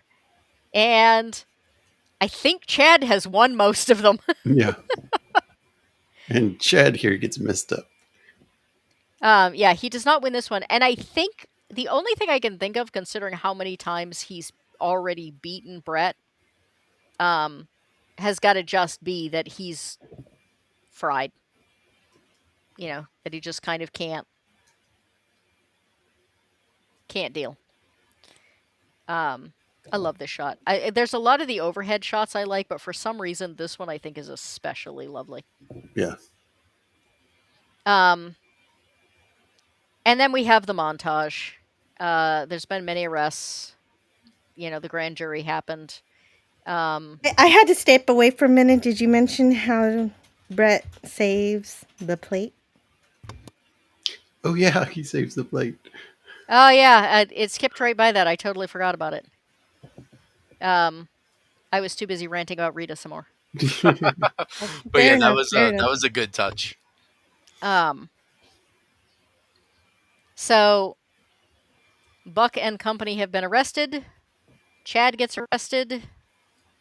Buck gets a kudos. He swallowed something nasty, having to shake his hand. This guy has already been arrested, but we see shadowy figures entering his cell, and we have a pretty good idea what happens there. Yeah. These two are in the prison van, and turns out that Miguel is also in the prison van, and one of his chains is conveniently a gun. Yep. And this one, whoa. Deadweiler just knows he's screwed. Yeah, Deadweiler is just waiting. He pulls a Kurt Cobain. I'm just gonna use a shotgun here. Yeah, my choices are this or being kneecapped and buried to suffocate in a pile of sand. Yeah, right. This will protect my family better. This made me very happy. So Chad is, gets into an elevator, and then we see the guy who put him in the elevator hogtied and unconscious. And let's see, it's not going to let me skip, so I'm going to play this. Oh, shoot. Hang on a second. I got to back it up.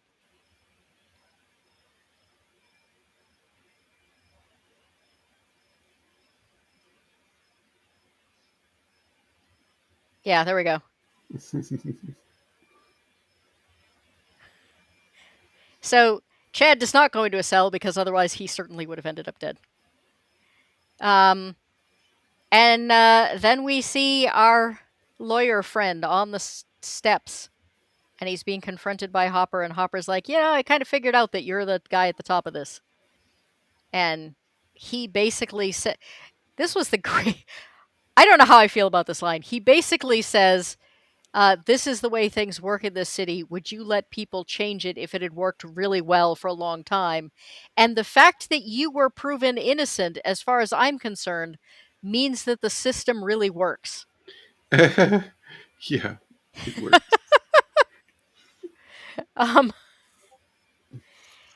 And he basically is like, I'm still coming for you. I'm still going to prove you did this. And the guy's like, yeah, well, it's after 5, so I'm off the clock. See ya. Well, and then that's when this is what yeah. Say what? I was going to say, this is when he hits him with the, why don't you ask me what you really came here for? Isn't that this scene? Yes. He says, don't you want to know who murdered your father? And he basically says, hypothetically, I guessed it too, but it was easy to guess. Hypothetically, in cases I've seen before, you get someone that's really close to the person, and afterwards they may even have some residual guilt and, get really close to the family and try to help them out and Ring any bells? Yeah. Sound like anybody you know? It really wasn't that big of a surprise. No. Yeah, not at all. I mean, even if you didn't know who could have done it, even from I think like episode 2 or 3, the first time they mention Brett's father, it's pretty clear that he didn't off himself. Like, this really wasn't a surprise in the And, slightest. I Bit of a think letdown here and because through this scene, this guy is shown as Two-Face. um and I think, well, because in his mind, like the rest of them are just blatantly corrupt. In his mind, he's using corrupt people to do a better thing. Yeah, Like his keeping power in the city is what allows the city to run properly, as far as he's concerned. Um, but I think he ends with saying something like, "I'll deal with it tomorrow" or something. Um, yeah. so we meet back up with Damien. Um, Damien has brought him a present, I have brought you a present. and he said, "I was gonna kill you, but then I decided something really wasn't adding up right, so I did a little more digging." Um, and so he ends up hauling Uncle Nick out of the back of the truck. Um, and Too much uncle anymore. He's just Nick now. Yeah, Nick. Dirty Nick. I don't know. I'm now saying uncle kind of sarcastically.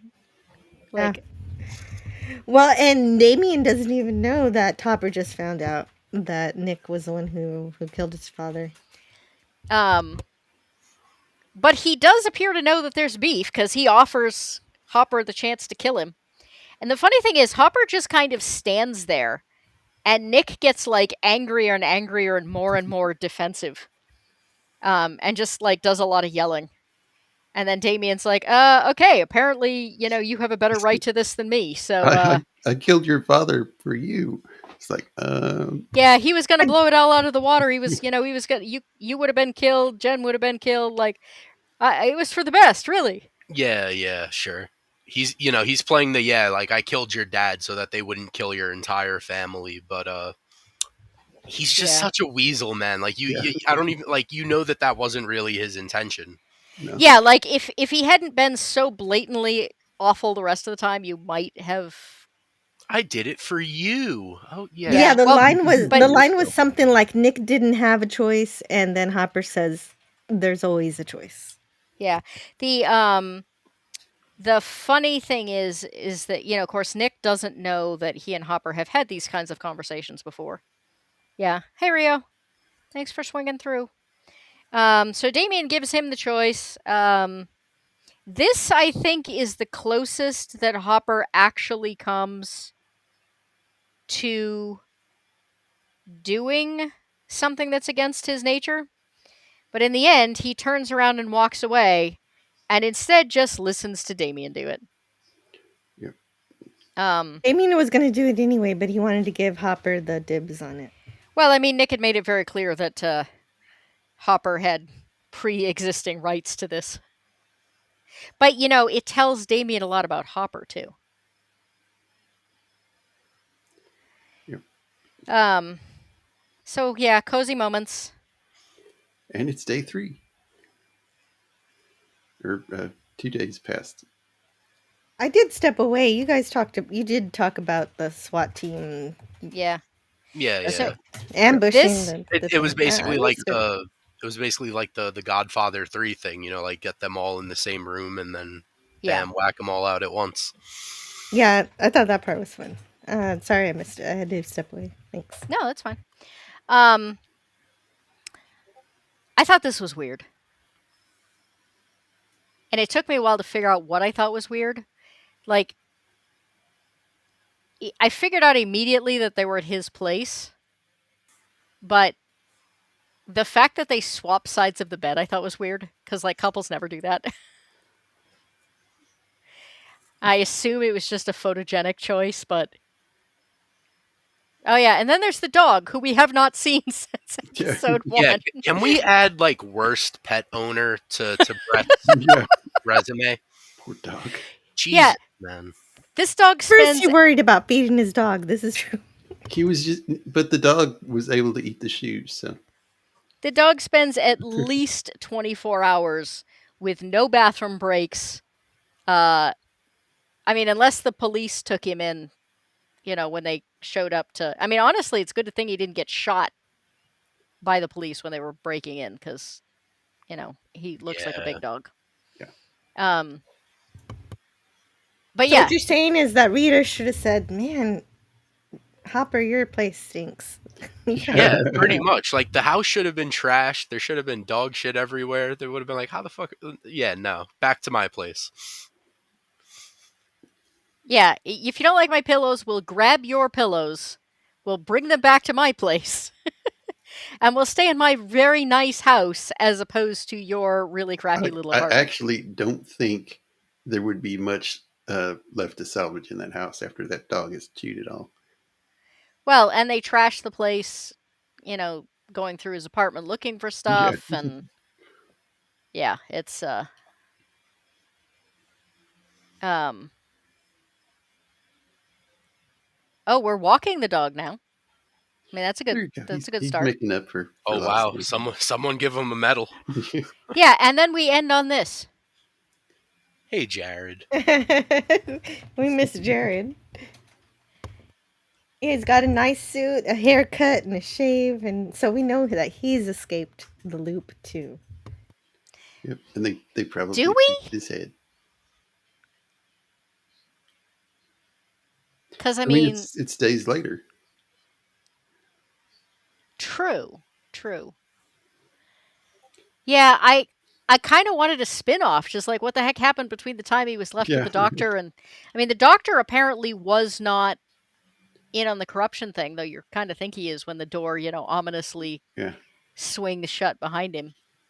Um, but yeah, it's just the I don't know. I don't know how I think that was supposed to be a lead into the second season Yeah. in some way, shape, or form. And I also think the murder of Mrs. Garza was supposed to also be part of the second season because we don't know if she's murdered because she is killed execution style like Isabella, but we don't know if she did it to herself or if the bad guys did it. Well, it's almost I'm pr- certainly implied the bad guys did it because Booth asks the the lawyer dude, he says, "What should I do?" And he says, "Do whatever the cops want." And he says, "No, what should I do about Mrs. Garza?" Oh, I'll take care of her. yeah. Yeah, Um, and there's a certain irony in the fact that she is killed, sprawled in the same way that Isabella was. But Yeah. also, all these prisoners were released from prison, so that could be a fun thing for season 2 as well.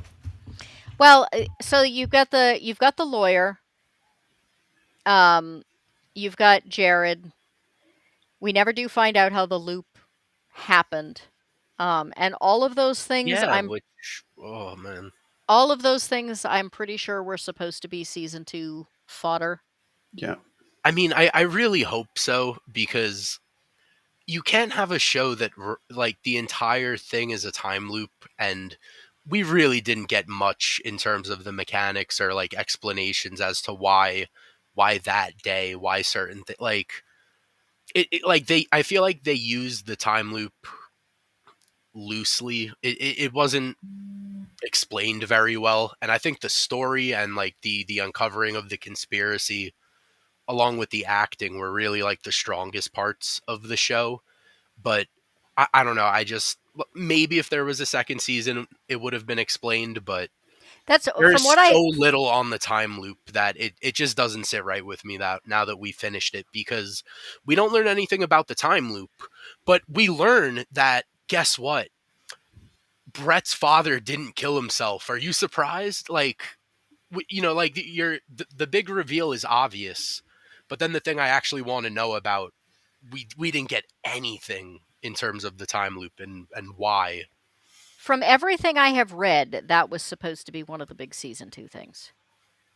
That's why they didn't take out the top guy. Yeah, yeah. I But mean, at the same time, when they found out they weren't getting a season 2, I thought they did a pretty good job of really wrapping up most of it. I mean, yes, they left a little bit of a tail end just in case somebody else picked it up. Yeah. But it still felt like there I was mean, a plus I would satisfying ending and not a huge cliffhanger. season 2 is just Chad stuck in a loop now. That would be great on the run. He's like, "Fuck, Hopper was telling." He was right. So I've looked up something here. It looks like the episode that's labeled episode 2 was actually a internet uh, episode. And it was like It, a what if episode. What if they run? well, I mean, all of the titles are what if. Yeah, but this sounds like this one in particular was actually just a Huh. after the show. So the one that Racerhead liked the disliked the most was not even shown on television. It was just Yeah, kind of a Well, it I was know just that's that. what it kind of sounds like. a thrown together thing. Yeah, it Well, says it's a 2008 well, no, show of alternate scenario. that's weird, huh? Because I know that I think the first 6 aired on cable, and then the rest of the season, if you wanted to watch it, you had to watch on like abc.com or whatever their website was at the time. But I didn't know that. Episode 2 is oh god, it's a clusterfuck. Episode 2 is all the ideas we kind of had that we didn't have time to do anything with, so we just crammed them together into one episode. It's the getting shot and not being affected by it. But so overall on the series, what do we think? Uh it was a fun watch. Like except for episode 2, I didn't hate any episodes. Like I thought there was some dumb stuff. I certainly thought the first couple episodes should have moved a lot quicker in terms of like the information being given to the audience. I really think that the strongest parts of the show, like I said, are the acting and the last couple episodes when you really kind of get like the conspiracy gets uncovered. I still hate a lot of the directing and the editing, the shaky cams. Like I really was hoping I would have just eased into it a couple episodes into the show, but it stayed an issue. I had fun, but I don't know how great the show is. Like I want to rewatch it one more time now that we've got to the end, and you could rewatch it and you have all the pieces there, but I don't really know if this is gonna be a show I'm gonna revisit after this second, this rewatch. I Like mean, it was fun, but I don't like. Yeah, I feel the the same. the problem is that everything from that era had shaky cam, which means you're just Yeah, gonna not like anything, any action show from 2006. that era, um, because it was really popular, and so it was like right after the Matrix came out. Everybody was doing like weird Matrixy type effects. Right after Bourne came out, everybody was doing shaky cam effects. I mean, I don't know. I'm sure there's occasion like there's instances where shaky cam could maybe work for a specific scene. Like I think even earlier in one of the first episodes when they're in the train station, there's a lot of shaky cam, but there's a big police chase, there's a bunch of people. So having shaky cam in that scene sort of works because like I said, it's very hectic. It adds to that. There were just so many other scenes throughout the show where the shaky cam was so unnecessary. Oh, I'm not disagreeing with you. I'm simply saying that every action-oriented show from that era you're not going to like. Well, then I'll just stick to watching Um, Carnival. It's fine. because it was just, I mean, I got really sick of like slow-mo bullet shots. No, I get it. But they were everywhere. And if you're going to like a show from within, 10 years after The Matrix was made, you just yeah. have to accept that you're going to hate it and move past it. Um, I one other thing though, because you said that originally like they expected they were gonna get 24 episodes and they didn't, or well, something like that. what I said was almost every show from that time period got between 20 to 24 episodes. Okay, because I Yeah. I almost feel like because like so few people know about the show, and I think the concept was great. I do think in some situations the execution wasn't great. I think there were some convenient things between loops that didn't really make sense. But I think the concept is great. Like, I actually think this is a show that you could resurrect, like recast, rewrite it so that it's maybe a little tighter. But like, yeah, like so few people know about this show. I don't see any harm in basically resurrecting it. I'm so incredibly tired of Hollywood remaking things that are great and have no need to Yeah. be remade. Take a show like this that not a lot of people know about, that certainly has its flaws, and tighten it up, make it better. Like, I think if the show had a little bit better, like if the writing was a bit better, especially now with streaming, I think people would love a show like Yeah, this. it definitely would do better as a streaming show. Like I said, I'm pretty Yeah. sure binging it makes a huge amount of difference. And the whole thing with the time loops, if you're not waiting a week between episodes, it's a lot easier to keep track of what's going on in different time loops. Um, I think so. It's like Carnival. There's been discussions about like what happens if you rebooted Carnival. And the one thing everybody says is like, who else would play Brother Justin? Like, Oh, how could you ever cast anyone else? I don't know how you would cast anyone except I don't know how you'd cast another Chad. I think it could be done. Like with Carnival, you cannot recast Justin. You cannot recast Samson. Like that cat. Like, this cast is great, but Carnival was just lightning in a bottle. Where as great as the acting on this show was, and I really did enjoy it across the board, but I think every character in this show could be recast, no problem. Who would you cast as Chad? I mean, I'd have to like give me a little bit to think about it, but I'm sure it could be done. The problem is there just aren't very many actors of that age that are any good. Hmm. There are a couple of like really really young they'd end up putting freaking Pedro. God, Good grief. Rita, I need to hug you for anxiety reasons. Um, there are older action actors and there are a couple of, younger guys, but there's just not a whole lot in that mid-range. You might end up with like, well, no, Chris Pine would probably end up being Brett. Um, And I don't think you could get a actor from movies to step down to be in a series like I that. feel like actually, I feel It like would one of be the an expensive series, yeah, like true. all the Disney crap. I don't know because there are a lot of actors they want the steadier work. Um, Okay, and real not a lot of quick, moving around. hear me out. You think one of the Skarsgård kids might be able to pull off Chad? They do have that like tall, lanky kind of asshole-ish quality to them in some roles. Now I have to look this up Would because it the only make a one good the only movie? the only one I can think of is the dad. Ah, okay. Well, not him. Um,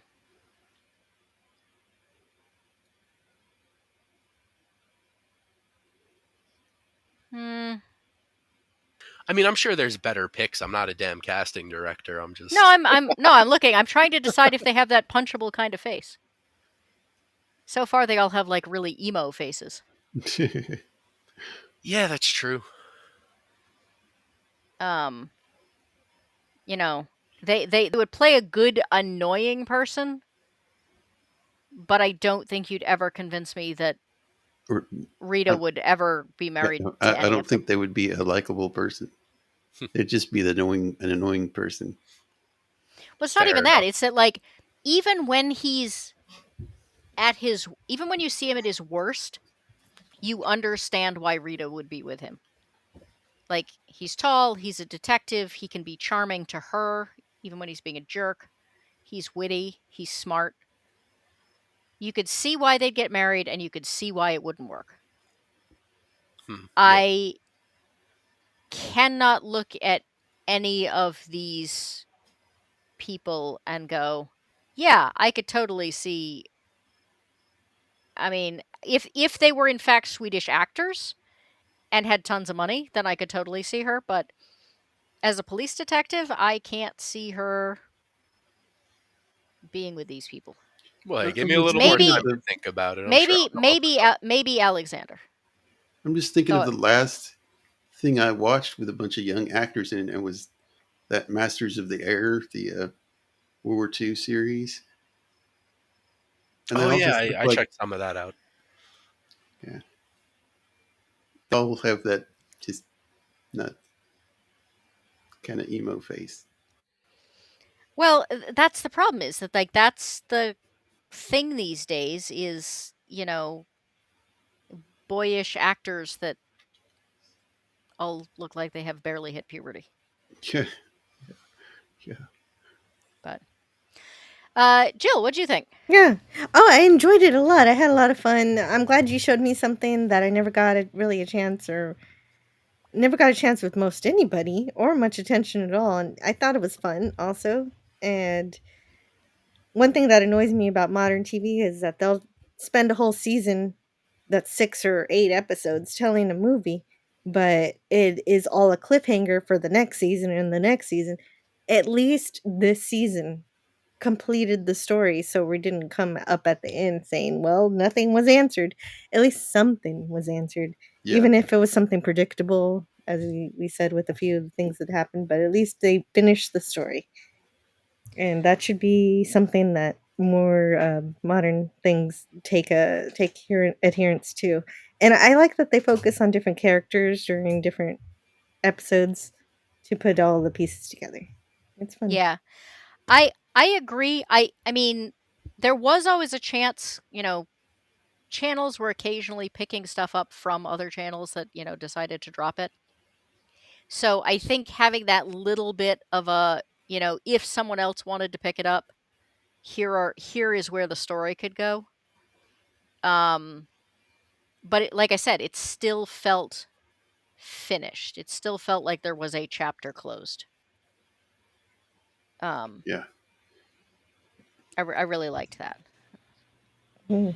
But um, And as for Brett not really getting much character development, at least now he will have liquor with more than 3 ingredients. at least now he knows what it's like to have fruity girl drinks. Yeah. There's his character development. He's enhanced his drinking repertoire. Um, yeah. I mean, I don't think it was a perfect show. Um, but I do think it's a really enjoyable show. I liked the way they wrapped it up. I was very happy that Chad got away. Um, and as far as I'm concerned, anyone that can make me that furious with a character, especially a character who's supposed to be a protagonist, um, the writing can't be all bad because they did a real good job. Jacob, did you have any thoughts other than I know you said you pretty much agreed with everything Eraserhead said. Did you have any other? uh, I do think if it was made today, I do think it would be a shorter series. I think there could have been a lot that they could have trimmed down to make it a more solid. But Yeah. yeah, I did enjoy it. I especially the when it started to pick up in the last few episodes. Yeah, I do agree that everything about the show would do better now. The story would do better. The structure would do better with streaming. The fact that they now do much shorter episodes, like fewer episodes, and you're not expected to fill 24 episodes worth of stuff. Yeah, All of that stuff, I agree. I agree it would do much, much better now than it did in its own time. There's another one, Harsh Realm was also very good, and it didn't do well because it was like the early 90s and it was about virtual reality and no one mm, understood it. Including Terry O'Quinn, who was one of the stars of the show and was like, "Yeah, I had absolutely no idea what I was talking about when I was reading lines." He's like, he's like, I didn't understand anything. And he was the age that most of the audience, they were aiming for most of the audience. So, there are things I think that would. Harsh Realm is one. If Harsh Realm were done today, I think it would do great. The only reason it might not do well is there have been too many things like it. What is it? Whereas Harsh? Harsh Realm, it's basically about the military builds a virtual world where there is a nuclear explosion. Oh Because yeah, I vaguely remember that show. because they wanna test like the best response to such an incident. But it gets taken over by one of their generals, Hmm. who basically shuts it down so that no one they send in can get out again. And this guy gets sent in to kill him. He's told it's part of a military game, and then they send him in, and not telling him he can't get out again. Yeah. And so he gets trapped in this place, trying to do an assignment that he, absolutely can't do. So, um, Yeah. A series called John Doe from 2002 was also another good yeah. series that was canceled. But it if you look at the modern day technology, a lot of the stuff they talk about in Harsh Realm actually is pretty accurate um, to what we do now. But at the time, in the early 90s, it was science fiction that was so out there nobody could grasp it. Yeah. Um, and it's a shame because it was good. I It think X again, Files had a couple episodes like that. yeah, That was like just too way out there for people. yeah. The problem is that Harsh Realm was way more linear, and so there was more of it. Yeah. Um, and they had issues too where it was like, oops, we're canceling this really fast, so you have to like chop up all these episodes and remake them. Like one of the main characters isn't even in the last episode, and it's because they'd already filmed 2 more episodes that they just never released and no one has ever seen. Mhm. So the last episode wasn't supposed to be the last episode even for an early cancellation. Damn. So, yeah, if you get a chance, that's also a good one. And Space Above and Beyond Yeah. This is is good too. also in high definition, available on YouTube. Also a good Oh, one to cool. check out. So, all right. Yeah. Another one is The Lost Room. It was a TV miniseries. It was Sorry, pretty the good too. Lost what? The Lost Room. Okay, that one I don't know. I did a It's lot of only a sci-fi 4 part. when I was younger, so it's Earth 2 was great, Space Above and Beyond was great, Harsh Oh, Realm that's was on my great. watch list, but I haven't seen it yet. Which one? Space Above and Beyond. I've been trying to watch more sci-fi. That's It's all I do. Really. it's on YouTube in high definition for free. Um, Nice. Yeah. I think on Roman of the Empire's channel, we talked about that series. The only thing that was weird about it was that they sent highly trained fighter pilots to as foot soldiers. So, yeah. but still, Um, it was great. It was a great series. um, Earth 2 was in one of my first underappreciated 90s series, and I had this whole little thing at the beginning. I wish this had gotten more views just for this joke. I said, this show should be on this list because it deserves more credit for being the first woman leader instead of instead of Voyager, Hmm. because it came out 2 months before Voyager did, and it got ignored. And it should be on this list because it did a great job of like asking ethical questions without being annoying. And it should be on this list because it did a great job of like showing in a really beautiful way what it would be like to um like be on an Earth-like planet with a lot of unknown stuff. And meet aliens that actually looked like aliens. And I said, but all those things are really icing on the cake. And the real reason that this is on this list is because it has Clancy Brown. And I had this shot because Clancy Brown was in it when he was really young, and he has this very long, like wavy hair in it. And there's this shot where he's like looking down, and then he looks back up, and he tosses his hair like women used to do in all those like 80s and 90s things. And so I had that shot of him looking up and tossing his hair. Um, that was a lot of fun. But all right, My dog thinks it's bedtime. I think it's bedtime. Um, thank you very much to the chat for sticking it out this long and to the panel for sticking it out this long. Slice and Dice will be starting the beginning of October. I was originally planning on doing it on Wednesdays, and then I've realized it's going to run up against pretty much every possible holiday. So I'm considering maybe moving it to Mondays, and I will make an announcement later on. Thank you, Legatus. Like, share, sub, chat. So yeah, I'll make an announcement later as to exactly what the final decision is. And we're also going to be mixing it up a little bit. It's not going to be just panels of people talking about their own games. We're also going to be doing topic discussions. There will be some panels. We're going to be doing. I'm going to be doing a lot more game reviews. And I'm going to be talking Kickstarters because there were a lot of people that didn't get covered last year because they had Kickstarters going. And I felt like we could only do so many of those. So I'm going to be finding one or two people to do like a Kickstarters that caught my interest. So I don't know. The 100th episode was supposed to be the end of this month, but since we ended this show early, that may modify that. And again, I will put out announcements. So, what has everybody else got going on? Well, shit, man.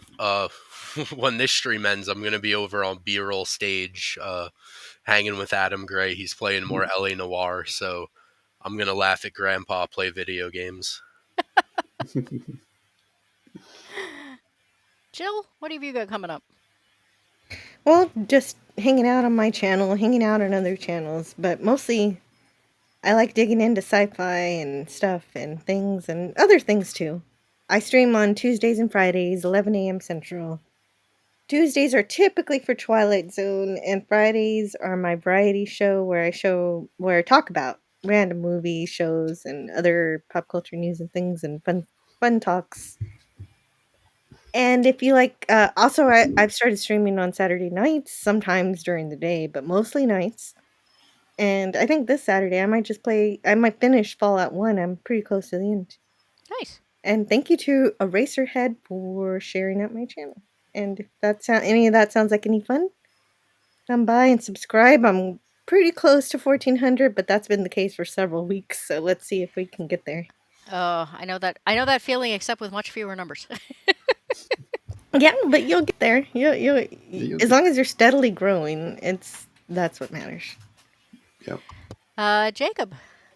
Yeah, tomorrow night I'll be going over 3 episodes of not the Twilight Zone, sorry, X-Files. So, Yeah, I need to go back and look and put my phone when we're talking humbug. yeah, that is the next first Tuesday of next month. Oh, dude, that's one of my favorite episodes. Yes, it's like the best. That, and I found out that and my other favorite were both written by the same guy. Yeah. So. Oh, really? Nice. Yeah. Yep. So I was like, oh, now I have to look up everything else he's written and find out if I like them or not. Sweet. All right. Once again, thank you very much to the panel and thank you very much to the chat. I hope everyone has a wonderful night. And just shy of 4 hours, we managed to get through 5 episodes. So good job. Yep. And happy headbutting. There you go. Take care, people.